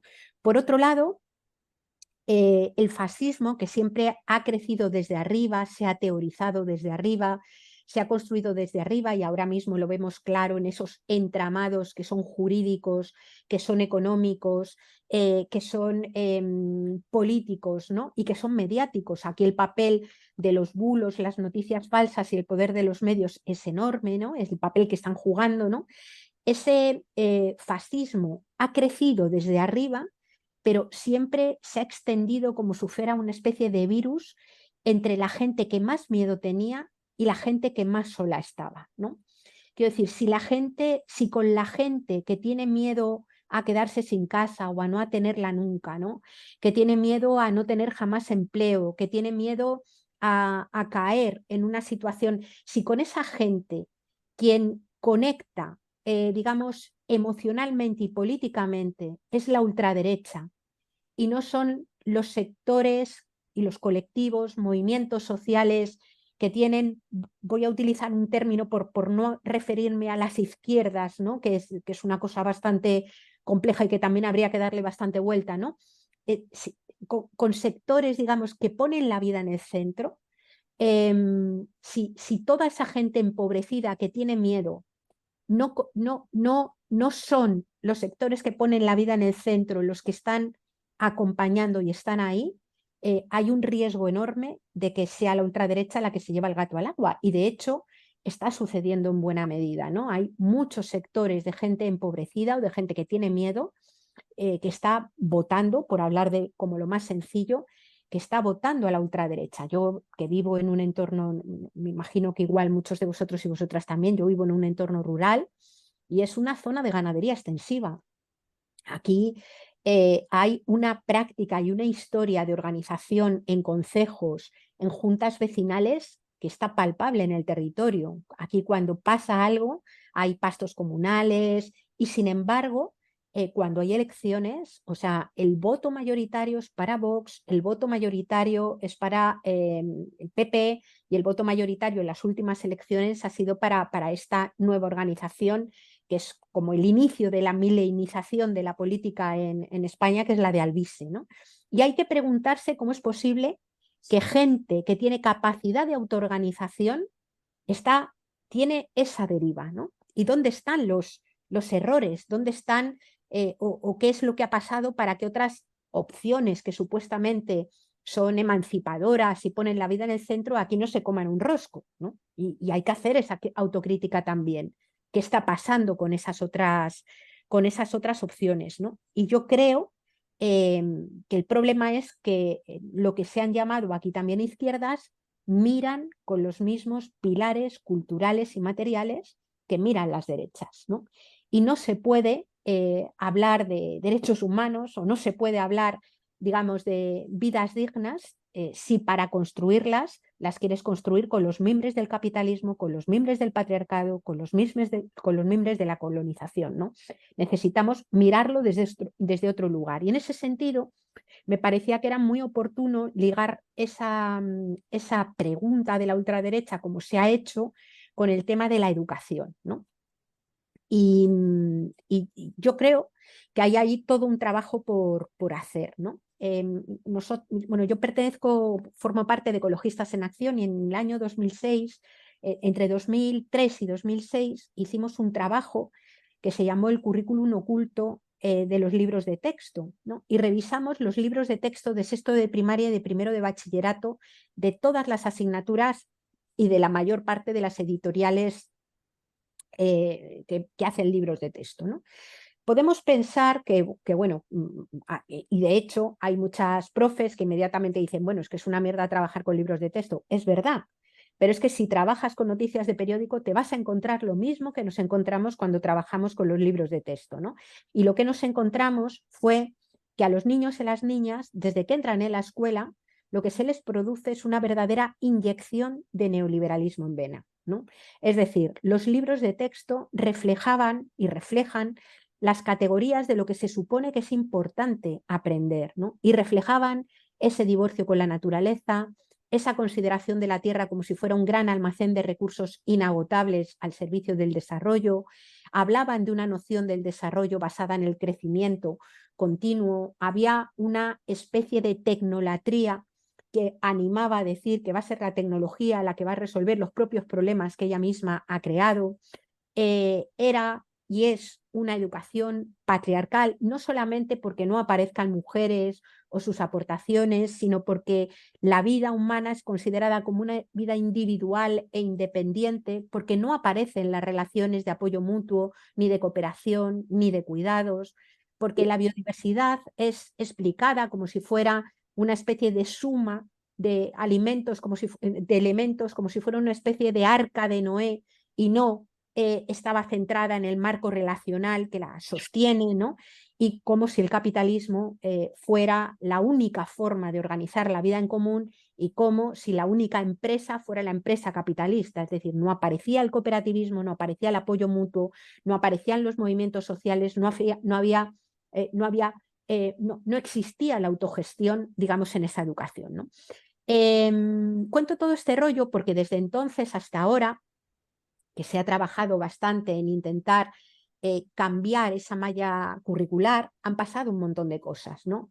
Hicimos muchísima presión para cambiar las leyes educativas y durante muchísimo tiempo no tuvimos mucho éxito, fueron cambiando algunas cosas, pero la última ley educativa, el último, no tanto la ley, sino los decretos de enseñanzas mínimas que se han generado, han sufrido una transformación muy, muy grande, ¿no? Realmente, sin ser perfectos ni mucho menos, hemos conseguido que una buena parte de las preocupaciones ecofeministas, ecosociales, de la crítica al modelo, la aparición de la tierra con sus límites, tengan un peso fuerte dentro de las mallas curriculares. ¿Cuál es ahora el problema? Bueno, pues que tenemos a un profesorado que no sabe trabajar con esas mallas curriculares, porque en las formaciones que permiten el acceso a la función docente, digamos, ese trabajo no se está haciendo. Ahora estamos intentando trabajar por ahí. ¿Quiere decir que se haya plasmado en una ley ya te permite estar con los brazos cruzados? No, porque en el momento en el que haya un cambio de gobierno, lo primero que harán será cambiar la ley educativa, ¿no? Pero lo que sí que me parece que es significativo es que si antes presionamos desde ecologistas y no lo conseguimos y ahora sí lo hemos conseguido, es porque en estos años lo que se ha producido es un trabajo por abajo que ha hecho que haya muchísimo profesorado, mucha gente autoorganizada, muchos colectivos que a veces son 3, 4 profesores solos en el claustro de un centro educativo, mucha gente que se ha organizado en movimientos de renovación pedagógica e incluso alguna gente de la que está trabajando como funcionaria o funcionario en los ámbitos que se ha formado y que ha asistido a parte de las cosas que nosotros y otra gente, que no hemos sido las únicas ni mucho menos, ha venido haciendo. Entonces, para mí el logro, por supuesto que es un logro y celebramos haber cambiado los decretos de enseñanzas mínimas, pero para mí el logro es haber ido generando unas ciertas comunidades que ya no son tan pequeñas y que cambie o no cambie la ley, ya miran la educación desde otro lugar y desde otro modo y que se están trabajando para extender eso, ¿no? A eso, yo creo que eso es necesario en todos los ámbitos, ¿no? Y es el trabajo un poco de capilaridad y por debajo que me refería durante la intervención quizás de una forma demasiado apresurada, ¿no? Es decir, que a mí esta cuestión me parece que es importante. Me he referido solo a la educación formal, pero educan muchas más cosas.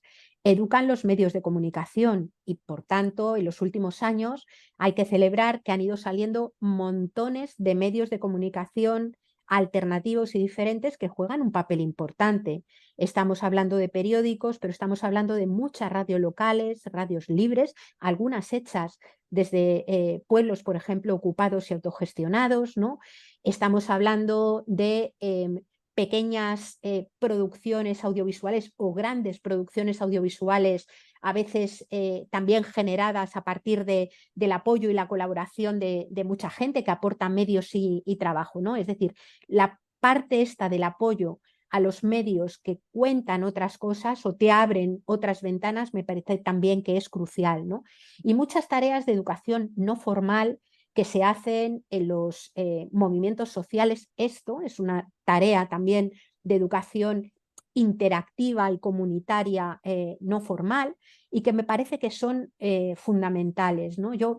A mí me han dicho un montón de veces gente que se presenta a elecciones y demás y que tiene una mirada muy negativa sobre los movimientos sociales, me decían que los movimientos sociales no servían para nada, ¿no? Y yo precisamente hice, sin necesitar para nada, la tesis doctoral para demostrar que eso no era cierto, ¿no? Y lo que hice fue recoger el trabajo en educación ecosocial de los últimos 20 años, ¿no? Y ver un poco no solamente en los ámbitos formales, sino en qué ámbitos de la sociedad han ido entrando conceptos de los que hace unos años no se podían hablar. Ahora mucha gente maneja la palabra decrecimiento. Yo os aseguro que hace 16 años no podías hablar de decrecimiento, probablemente ni en espacios como este en el que estamos, ¿no? Porque parecía una marcianada, parecía una cosa que no existía, le llamaban catastrofista, no se podía hablar de un montón de cosas que ha habido que abrir, digamos, a pico y pala, ¿no? Y el trabajo por debajo sirve y tiene unas escalas mucho más grandes de lo que nos puede parecer, ¿no? Es decir, cómo se extienden las tareas, los conceptos, las formas de entender la realidad de una forma diferente. Cuando te pones a medirlo, que es lo que yo intenté hacer en la tesis doctoral, cuando empiezas a echar cuentas y empiezas a ver en qué sitio se ha entrado, te das cuenta de que se ha producido una tarea, por ejemplo, de infiltración, incluso en ámbitos donde no te puedes imaginar. Os voy a poner un ejemplo un poco tonto, ¿no? Sabéis que la Fiscalía General del Estado metió dentro de su informe a Futuro Vegetal y a Extinction Rebellion en la categoría de organizaciones terroristas, ¿no? Esto así ha pasado hace poco y fue como una especie de gran escándalo porque obviamente ni Extinction Rebellion ni Futuro Vegetal son organizaciones terroristas, ¿no? Pero es peligroso que se meta en ese marco, ¿no? Bueno, pues habíamos tenido bastante contacto y habíamos dado formación en los cursos de la Asociación Progresista de Fiscales, que es una asociación de fiscales que tienen otro rollo, que no son la asociación esta de la ultraderecha casposa que ahora mismo está metida en una buena parte de la judicatura, ¿no? Habíamos dado formación con ellos y entonces fueron algunos de estos fiscales que habían recibido esas formaciones, habían estado presentes en estos debates, los que se ponen en contacto con el propio movimiento ecologista y los que a partir de un trabajo combinado generan una reunión con el fiscal general del Estado, que por otro lado no era la persona que había hecho, porque bueno, en esos informes que se hacen, como que cada fiscal tiene libertad de cátedra y no puedes tocar lo que ha hecho, pero el fiscal general del Estado se moja y dice que esto ha sido una aberración y que se va a asegurar de que ningún otro... o sea, a quienes estamos un poco fuera de esa dinámica nos puede parecer una chorrada, pero para las personas que están con riesgo de ser detenidas, ir a la cárcel y subir una represión brutal, esos resquicios y esos espacios son importantes, es decir, sacarlos de esa categoría es clave para que compañeros y compañeras no se vayan a ver represaliados, encarcelados, ¿no? Entonces, lo que quiero decir es que se incide en muchos lugares y se cambian cosas en muchos lugares y que esa tarea de educación que a veces es una charla y otras veces son cosas mucho más horizontales, como compartir, leer un texto y compartirlo, ver juntas y juntos un audiovisual y encontrarle las cosas, analizar una experiencia de arriba abajo y ver cómo la podemos de alguna manera hacer ejercicios de creatividad para los cuales necesitamos también toda la mirada artística. Es decir, ahora mismo no es solo el lenguaje de la ciencia o el lenguaje de las ciencias sociales que yo he utilizado. Ahora mismo hay gente que son artistas que a través del teatro, que a través de la música, que a través del rap, que a través de un montón de otros lenguajes están llevando o están sacando cosas que en este momento son necesarias. Por tanto, a mí me parece que es fundamental.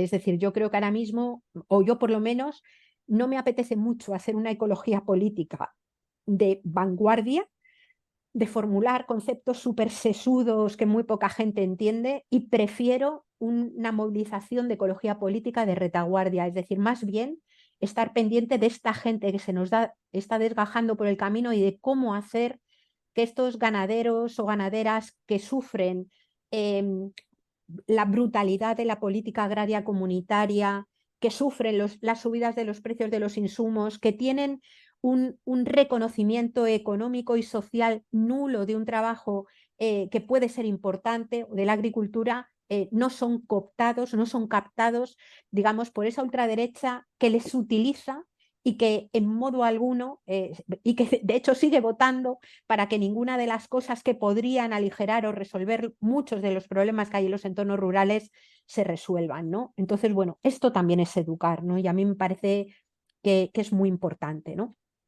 La pregunta del llegar a tiempo, ¿no?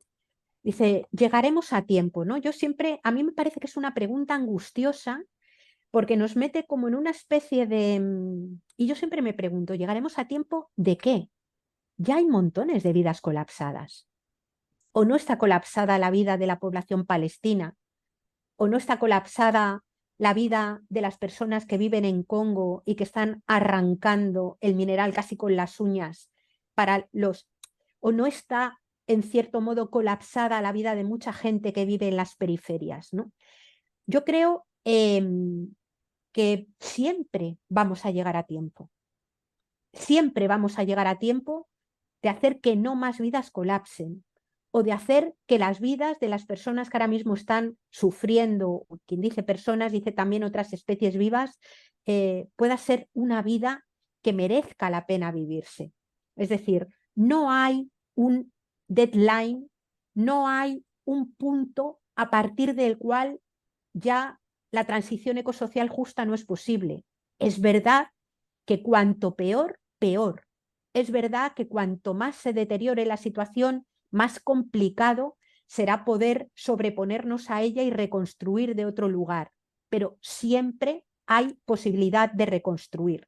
Siempre hay posibilidad de, en el territorio en el que estamos, mirar cómo organizarnos y mirar cómo tirar para adelante. Yo creo que mucha de la gente que ha ocupado pueblos y que ha llegado a un lugar derruido, donde no había nada y lo ha levantado todo con las manos, muestra que incluso en aquellos lugares que fueron abandonados y derruidos hay posibilidades de volver a reconstruir. A eso me refería cuando hablaba de la memoria, ¿no? Es decir, recuperar todas esas ideas de cómo, digamos, se han hecho las cosas. Por eso a mí me parece tan importante mirar la crisis ecosocial y el colapso desde las vidas situadas y desde las vidas concretas y no desde lo abstracto. Porque si miramos desde lo abstracto y vemos las proyecciones del IPCC o vemos las proyecciones científicas, te agobias mogollón. Pero es que incluso en los lugares donde había agua y ya no la hay posibilidades de hacer muchas cosas. Claro que el cambio climático hace que tengamos menos disponibilidad hídrica, pero no nos olvidemos de que vivimos en un país donde en los últimos 40 años se ha multiplicado por 3 la superficie de regadío, en sitios que son secarrales. Es que hay campos de golf en sitios que son de secano. Es que tenemos un uso del agua despilfarrador. Solamente con dejar de hacer chorradas podemos resolver muchos de los problemas, incluso con cambio climático. Es decir, hay muchas posibilidades de poder hacer cosas simplemente dejando de hacer las brutalidades y las cosas irracionales en el punto material que se están haciendo. Pero para eso necesitamos el cambio de mirada, necesitamos el cambio de gafas y ese hay que ayudar a hacerlo y hay que acompañar a hacerlo. Y yo creo que además es una tarea política preciosa y hermosísima, ¿no? El tema de qué prácticas pueden permitir el cuidado y la vida en común cuando no hemos recibido formación para los cuidados, ¿no? Mira, yo he conocido, seguramente que vosotros y vosotras también, experiencias tremendas, ¿no? Yo aquí en mi pueblito, que es un pueblo muy pequeño, en la esquina casi de mi casa, vive un señor al que yo admiro muchísimo, que se llama Nando. Es un señor que ahora mismo tiene 87 años, ¿no? Y este señor, que tuvo varios hijos, llevaba una vida tremendamente convencional, imaginaos con 87 años en un pueblo súper pequeño, y de repente, pues por circunstancias, dejó de tener al lado una mujer que se ocupaba de toda la... Es impresionante, es decir, este hombre cómo ha cuidado, cómo ha atendido la vida, sacó adelante, como suele decir la gente mayor, a los 5 hijos e hijas que tenían. Por circunstancias luego le tocó hacerse cargo de una nuera a la que abandonó su hijo, una nuera que tenía cáncer, atendió y acompañó en la muerte, en el final de su vida, a la nuera, crió a las nietas. Este hombre no había tenido 0 formación en cuidados. Es más, había sido formado en una sociedad en donde le decían que a él no le correspondía eso, que él no tenía que hacer eso, ¿no? Y sin embargo, pues cuando tuvo que sostener las vidas, pues las tuvo que sostener. Cuando tienes que ocuparte de gente que no puede comer sola, cuando tienes que ocuparte de gente que ha de ser aseada y lavada, pues se aprende a hacer eso, ¿no? Entonces, yo creo que hay una parte que tiene que ver con el cuidado y es que hay cosas que se aprenden simplemente haciendo, ¿no? Y bueno, yo creo que el no cuidar o el no ocuparte del cuidado es un privilegio. Y ese privilegio, como todos los privilegios, se elimina en parte por seducción y en parte también por lucha, ¿no? En parte también con el conflicto. No hay prácticamente ningún colectivo que renuncie voluntariamente a sus privilegios, salvo muy poquita gente, sin cierto conflicto, ¿no? Y por eso a mí me parece, digamos, que las luchas feministas son luchas tremendamente importantes, ¿no? Que son luchas que, al menos en el feminismo que a mí más me interesa y el que a mí ya me parece, lo tengo incorporado como si fuera una cuestión central, es un feminismo que lo que hace es poner en el centro la vida. Pone en el centro la vida, pero también, digamos, reparte y redistribuye todas esas obligaciones de poner en el centro la vida, ¿no? Entonces, bueno, pues creo que hay cosas que se aprenden haciendo, ¿no? En mi experiencia, digamos que cuando aterrizamos en las vidas concretas, es como mucho más fácil, o sea, al final casi todo el mundo, por lo menos de cierta edad, ha pasado por la experiencia de convivir con una madre demenciada, con una persona mayor que necesita cuidados, ha estado enferma o ha tenido gente enferma alrededor, ¿no? Y la experiencia de la necesidad de cuidados es una experiencia cotidiana muy concreta. Hay quien tiene el morro de no querer hacerlo. Con estos hay que confrontar, es que no hay más cáscaras, no hay otra, ¿no?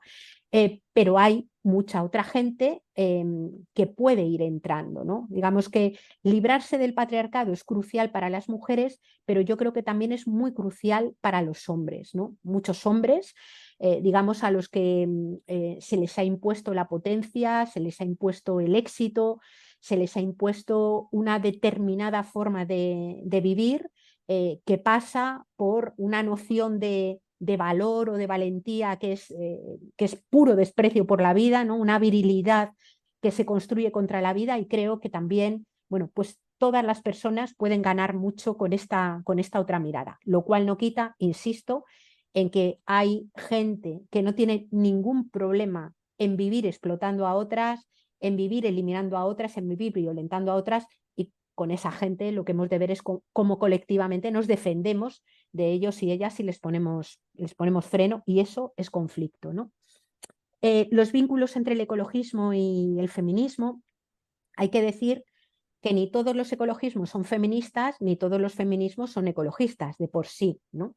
Entonces, establecemos vínculos, yo por eso partí de la pregunta, ¿qué es lo que sostiene la vida? Establecemos los vínculos cuando vemos qué es lo que sostiene la vida, y en concreto la vida humana, que se sostiene sobre esa trama de la vida, sobre esas relaciones de codependencia con la naturaleza, y se sostiene con relaciones entre personas que tienen por objeto, digamos, mantener los cuerpos vivos, mantener las vidas vivas.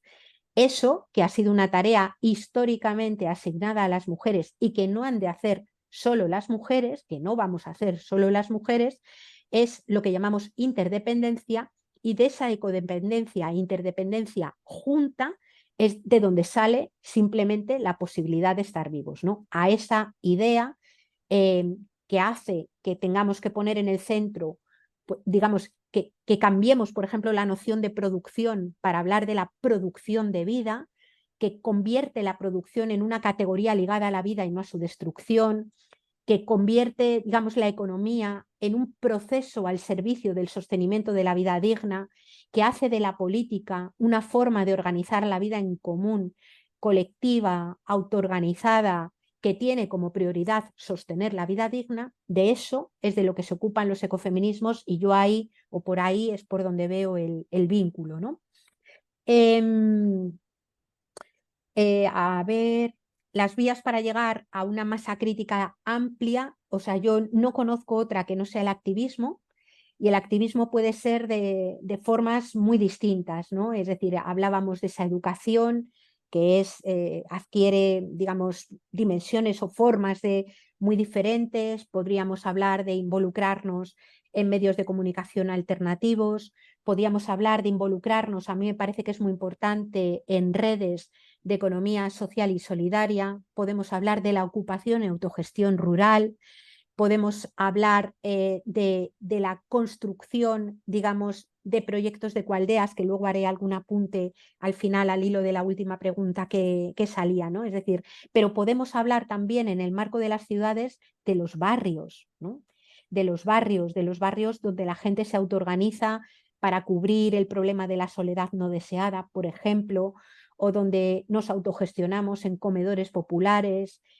Podemos hablar, y hay una enormidad de propuestas y de las cosas que la gente lleva haciendo desde hace un montón de tiempo. Solamente mirar la economía social y solidaria, los mercados sociales, ya nos dan buena cuenta de todo esto, ¿no?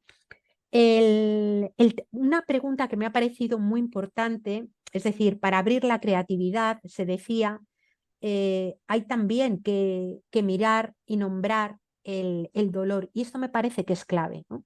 Me parece que es clave en una cultura en la que existe una especie de tiranía de la japicracia, ¿no? Es decir, es como que una persona que no es feliz o que confiesa miedo y dolor es como si fuera una persona fracasada, ¿no? Yo, no sé, yo tengo muchos amigos y amigas que se metieron en lo que se llamó los partidos de la nueva política a partir del 15M, ¿no? Y una discusión que hemos tenido casi de forma constante era que cuando empezabas a hablar de todas las cuestiones que tienen que ver con la crisis ecológica, lo que te venían a decir es que de eso no se puede hablar, porque cuando la gente tiene miedo se paraliza, o porque cuando la gente siente dolor, lo que ganan son los partidos de ultraderecha y no hay. Y desde mi punto de vista es un error garrafal y un análisis nefasto, que además tiene poco que ver con la realidad, ¿no? Yo los últimos 2 años estoy haciendo el ejercicio a todos los lugares que voy, lo hubiera hecho con vosotros y vosotras si hubiera estado allí, ¿no? De preguntar a las personas, hacer como una especie, preguntar que penséis un momento en el que os haya tocado tomar una decisión muy dolorosa, ¿no? Difícil de tomar, un momento de enorme dificultad vital, y que pensarais el sentimiento que os impulsó a tomar esa decisión, ¿no?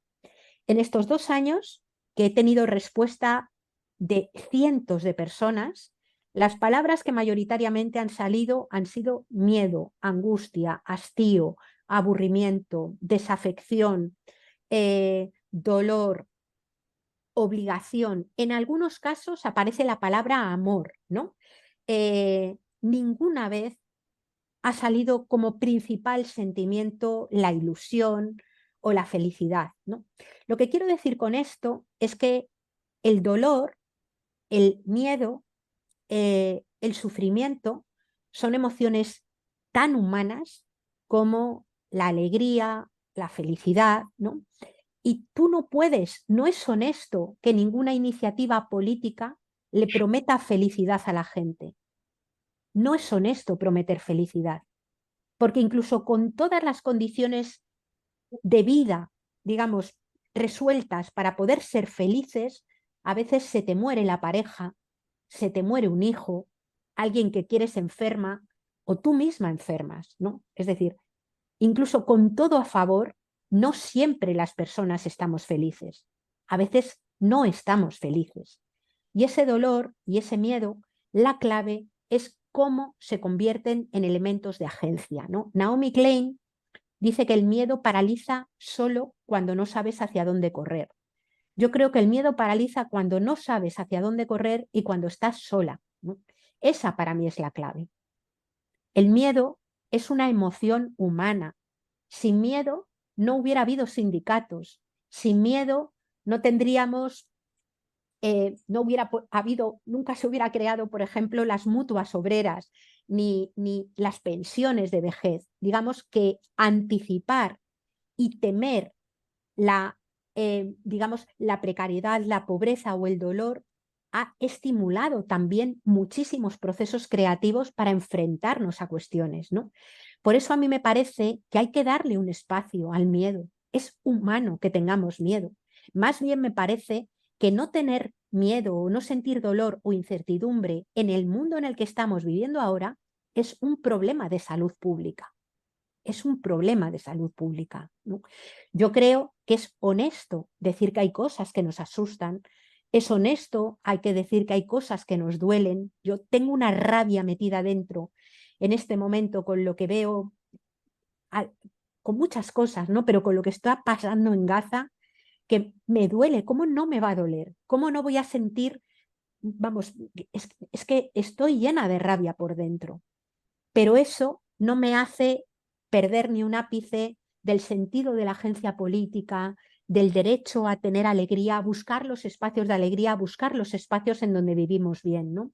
Entonces, me parece que esa es una cuestión clave. Igual que otra cuestión clave que me sugería esta pregunta es muchas veces el no saber diferenciar entre culpa y responsabilidad, ¿no? O sea, hay gente que dice, y yo creo que probablemente a veces con razón, que sobre todo desde el ecologismo a veces hemos estimulado la culpabilidad, hacer a la gente sentirse culpable, ¿no? de cosas, ¿no? Culpable porque comes carne, culpable porque gastas, culpable, bueno, culpable por un montón de cosas, ¿no? Y es verdad que la culpa es un sentimiento, yo creo que absolutamente improductivo. La culpa te hace sentirte mal por no haber hecho algo o por haberlo hecho o por, bueno, por un montón de cosas, ¿no? Y es un sentimiento que reconcome y no moviliza. Pero otra cosa distinta es la responsabilidad, porque la gente podemos sentirnos responsables de cosas de las que no nos sentimos culpables. Yo puedo no ser culpable de que echen a una persona de mi barrio de su casa, ¿no? Que la desahucien, pero me puedo hacer responsable de ello y puedo organizarme para tratar de impedir eso que es un flagrante incumplimiento, una violencia brutal de derechos, ¿no?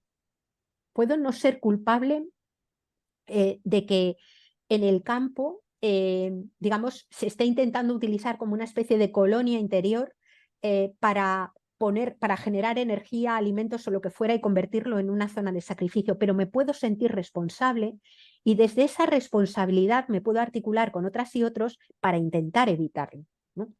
Es decir, yo creo que hay una parte importante de las soluciones que van por estimular la responsabilidad y por eliminar la culpa, ¿no? Y por último, y relación también con esta cuestión del miedo, yo creo que el miedo requiere sobre todo organización, ¿no? Y yo esto lo voy a contar desde mi propia experiencia personal. O sea, como ecologistas podéis imaginar que llevamos perdiendo una lucha tras otra desde hace un montón de tiempo. Incluso algunas de las que ganamos tenemos sentencias a favor de carreteras ilegales por las que siguen pasando coches. Es decir, somos un movimiento que tendríamos muchas papeletas para ser un movimiento triste y amargado, ¿no? Y yo no, ni yo, ni las personas con las que yo me articulo, somos personas ni tristes ni amargadas, ¿no? Yo me gusta mucho la frase de la colombiana Francia Márquez cuando habla del vivir sabroso. Yo me gustaría que hubiera una palabra que sabroso aquí tuviera el mismo sentido. Lo único que se me ha ocurrido es disfrutón, ¿no? A mí me gusta tener una vida disfrutona. Me gusta tener una vida disfrutona con la gente que tengo alrededor. Y es gracias a esa sensación de comunidad, ¿no? Porque yo sé que aunque vayan las cosas muy mal, mientras cualquier persona de las personas con las que me articulo tenga un plato de comida, a mí no me van a faltar 3 cucharadas, ¿no? Y mientras las personas con las que me articulo tengan un techo, a mí no me va a faltar un sitio abrigado para poder recogerme. Igual que sé que mientras que yo lo tenga, a ellos y a ellas tampoco les va a faltar, ¿no? Es decir, la construcción de comunidad lo que permite es generar una fortaleza brutal. Una fortaleza brutal. No la quiero esencializar ni la quiero, digamos, idealizar. Está llena de conflictos. Cualquier persona que funcione en un colectivo sabe que los conflictos son permanentes y que hay una energía tremenda que hay que utilizar para poder resolverlos, para poder afrontarlos y que no siempre nos sale bien, ¿no? Pero es, desde mi punto de vista, la energía más importante que han de tener ahora mismo los colectivos dispuestos a poner en marcha, ¿no? Es decir, que yo creo que el miedo, el dolor, la angustia, todos esos elementos, la forma de trabajarlos es precisamente generando colectivos, ojo, donde tampoco abusemos y nos vayamos a los extremos. Ahora mismo hay como una especie de exaltación del cuidado dentro de los colectivos y a veces llamamos cuidado en un colectivo a que el colectivo te resuelva cualquier malestar, a que el colectivo haga y transforme todo para que tus deseos sean lo que primen en el centro. No, no, el cuidado también exige un autocuidado que no es solamente ponerse crema, sino el de, digamos, trabajarnos a nosotras mismas también para tener capacidades individuales, para tolerar la frustración, para saber resolver conflictos. Pero eso no quita tampoco la otra dimensión relacional, ¿no? A mí esto me parece que es clave, que es una forma de atajar el miedo y demás, ¿no? Y por último, el papel de las ecualdeas, ¿no? Yo, digamos que mi experiencia de vivir en ecualdea es nula, no tengo ninguna experiencia de vivir en ecualdea. Sí que aquí en el pueblo en el que estoy, en el que llevo ya un tiempo, estamos intentando ampliar la dimensión comunitaria al máximo posible con la que tenemos alrededor, ¿no? Pero tengo una persona cercana, una de las personas que yo más quiero en el mundo, que vive en un pueblo ocupado, ¿no? Mi nieto ha nacido en un pueblo ocupado y vive en un pueblo ocupado, ¿no? Y a partir de ella yo voy teniendo una enorme experiencia, digamos, a través de su experiencia y de lo que me cuenta y de otras personas que viven en ese mismo pueblo, a las que conozco desde mucho antes que ella viviera allí, mi hija, ¿no? Y veo que ahí tienen un montón de elementos que son absolutamente esenciales, ¿no? En primer lugar, el arraigo con un territorio, que a mí esto me parece clave, ¿no? Es el arraigo en el territorio. En segundo lugar, la propia posibilidad de construir y ese propio territorio, es decir, el hecho de estar levantando las casas, de pensar colectivamente dónde pones las huertas, dónde vas a poner las placas solares, dónde pones un depósito de agua. Eso teje unos lazos entre la vida humana y el propio territorio que son lazos absolutamente indisolubles y que desde mi punto de vista en este momento pasan por reconstruir ese marco de relación, ¿no? También, por lo menos en la experiencia que ella tiene, la posibilidad de ir pensando en una economía que no es una economía desgajada de la vida, del resto de la vida, sino que es una economía que teje lazos entre lo productivo y lo reproductivo, que nunca debió estar separado, pero que en nuestro marco cultural está completamente separado. Si al final el objetivo es la reproducción de la vida, la producción ha de estar subordinada con eso. Y entonces todos los debates que conducen a ver cuánta parte de nuestra economía tenemos en común, ¿no? Qué cosas cubrimos en común, qué cosas son las que hacemos por separado, todos esos debates generan un aprendizaje tremendo, ¿no? Y luego a lo que me refería, a mí, por ejemplo, me llama mucho la atención que cuando tienes un movimiento social en una ciudad y ves las comisiones que se hacen, pues tienes la comisión de educación, la comisión de agroecología, en muchos de estos pueblos tienes la comisión de energía, la comisión de alimento, la comisión, porque digamos hay una conexión tan fuerte con las necesidades básicas que la vida se articula para resolver las necesidades básicas. Por tanto, bueno, y luego no voy a referirme a lo del tema del cuidado y a lo de la vida en común y a lo del conflicto, porque lo he mencionado antes, pero creo que en las ecualdeas, en las comunidades, eso es absolutamente clave, ¿no? Y por último, una cuestión que a mí me parece que es importante. Yo he conocido, no he conocido directamente, pero he conocido gente o proyectos de ecualdeas que se han convertido en cosas tremendamente autárquicas, donde alguna gente va con la pretensión de decir, yo me encierro aquí, me resuelvo lo mío, incluso con el planteamiento de para lo que queda en el convento me cago dentro, ¿no? Yo aquí me organizo, ¿no? A mí ese tipo de ecualdea me interesa bastante poco, la verdad. Respeto mucho a las personas que lo quieran tener, pero me interesa poco, ¿no? Me interesan más estas otras ecualdeas, como es el proyecto este del que os hablo, que quieren jugar también un papel en el territorio, que buscan el contacto con la población que siempre vivió allí, que buscan establecer redes de apoyo mutuo con otros pueblos que hay alrededor, algunos pueblos también ocupados y autoorganizados y otros no, otros pueblos convencionales con los que también se quiera hablar, que se organizan y tienen relaciones con los centros sociales de las ciudades cercanas, ¿no? Pueblos que se involucran en la política no estoy hablando de la política partidaria, estoy hablando con la política, en la política más noble, ¿no? Que es la forma de vivir en común con otra gente que tenemos alrededor.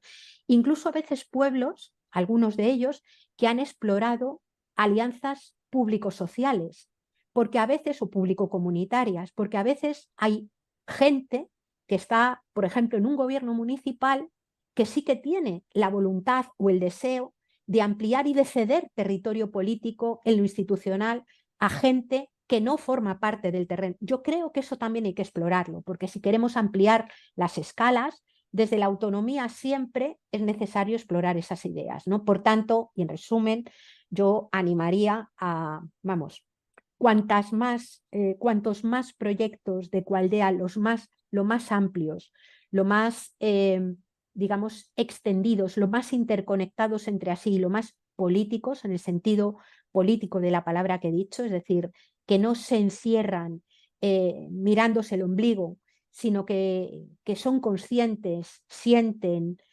sufren y disfrutan también con lo que pasa en otros espacios, en otros lugares, mucho mejor nos irá, ¿no? Y bueno, aquí lo dejo.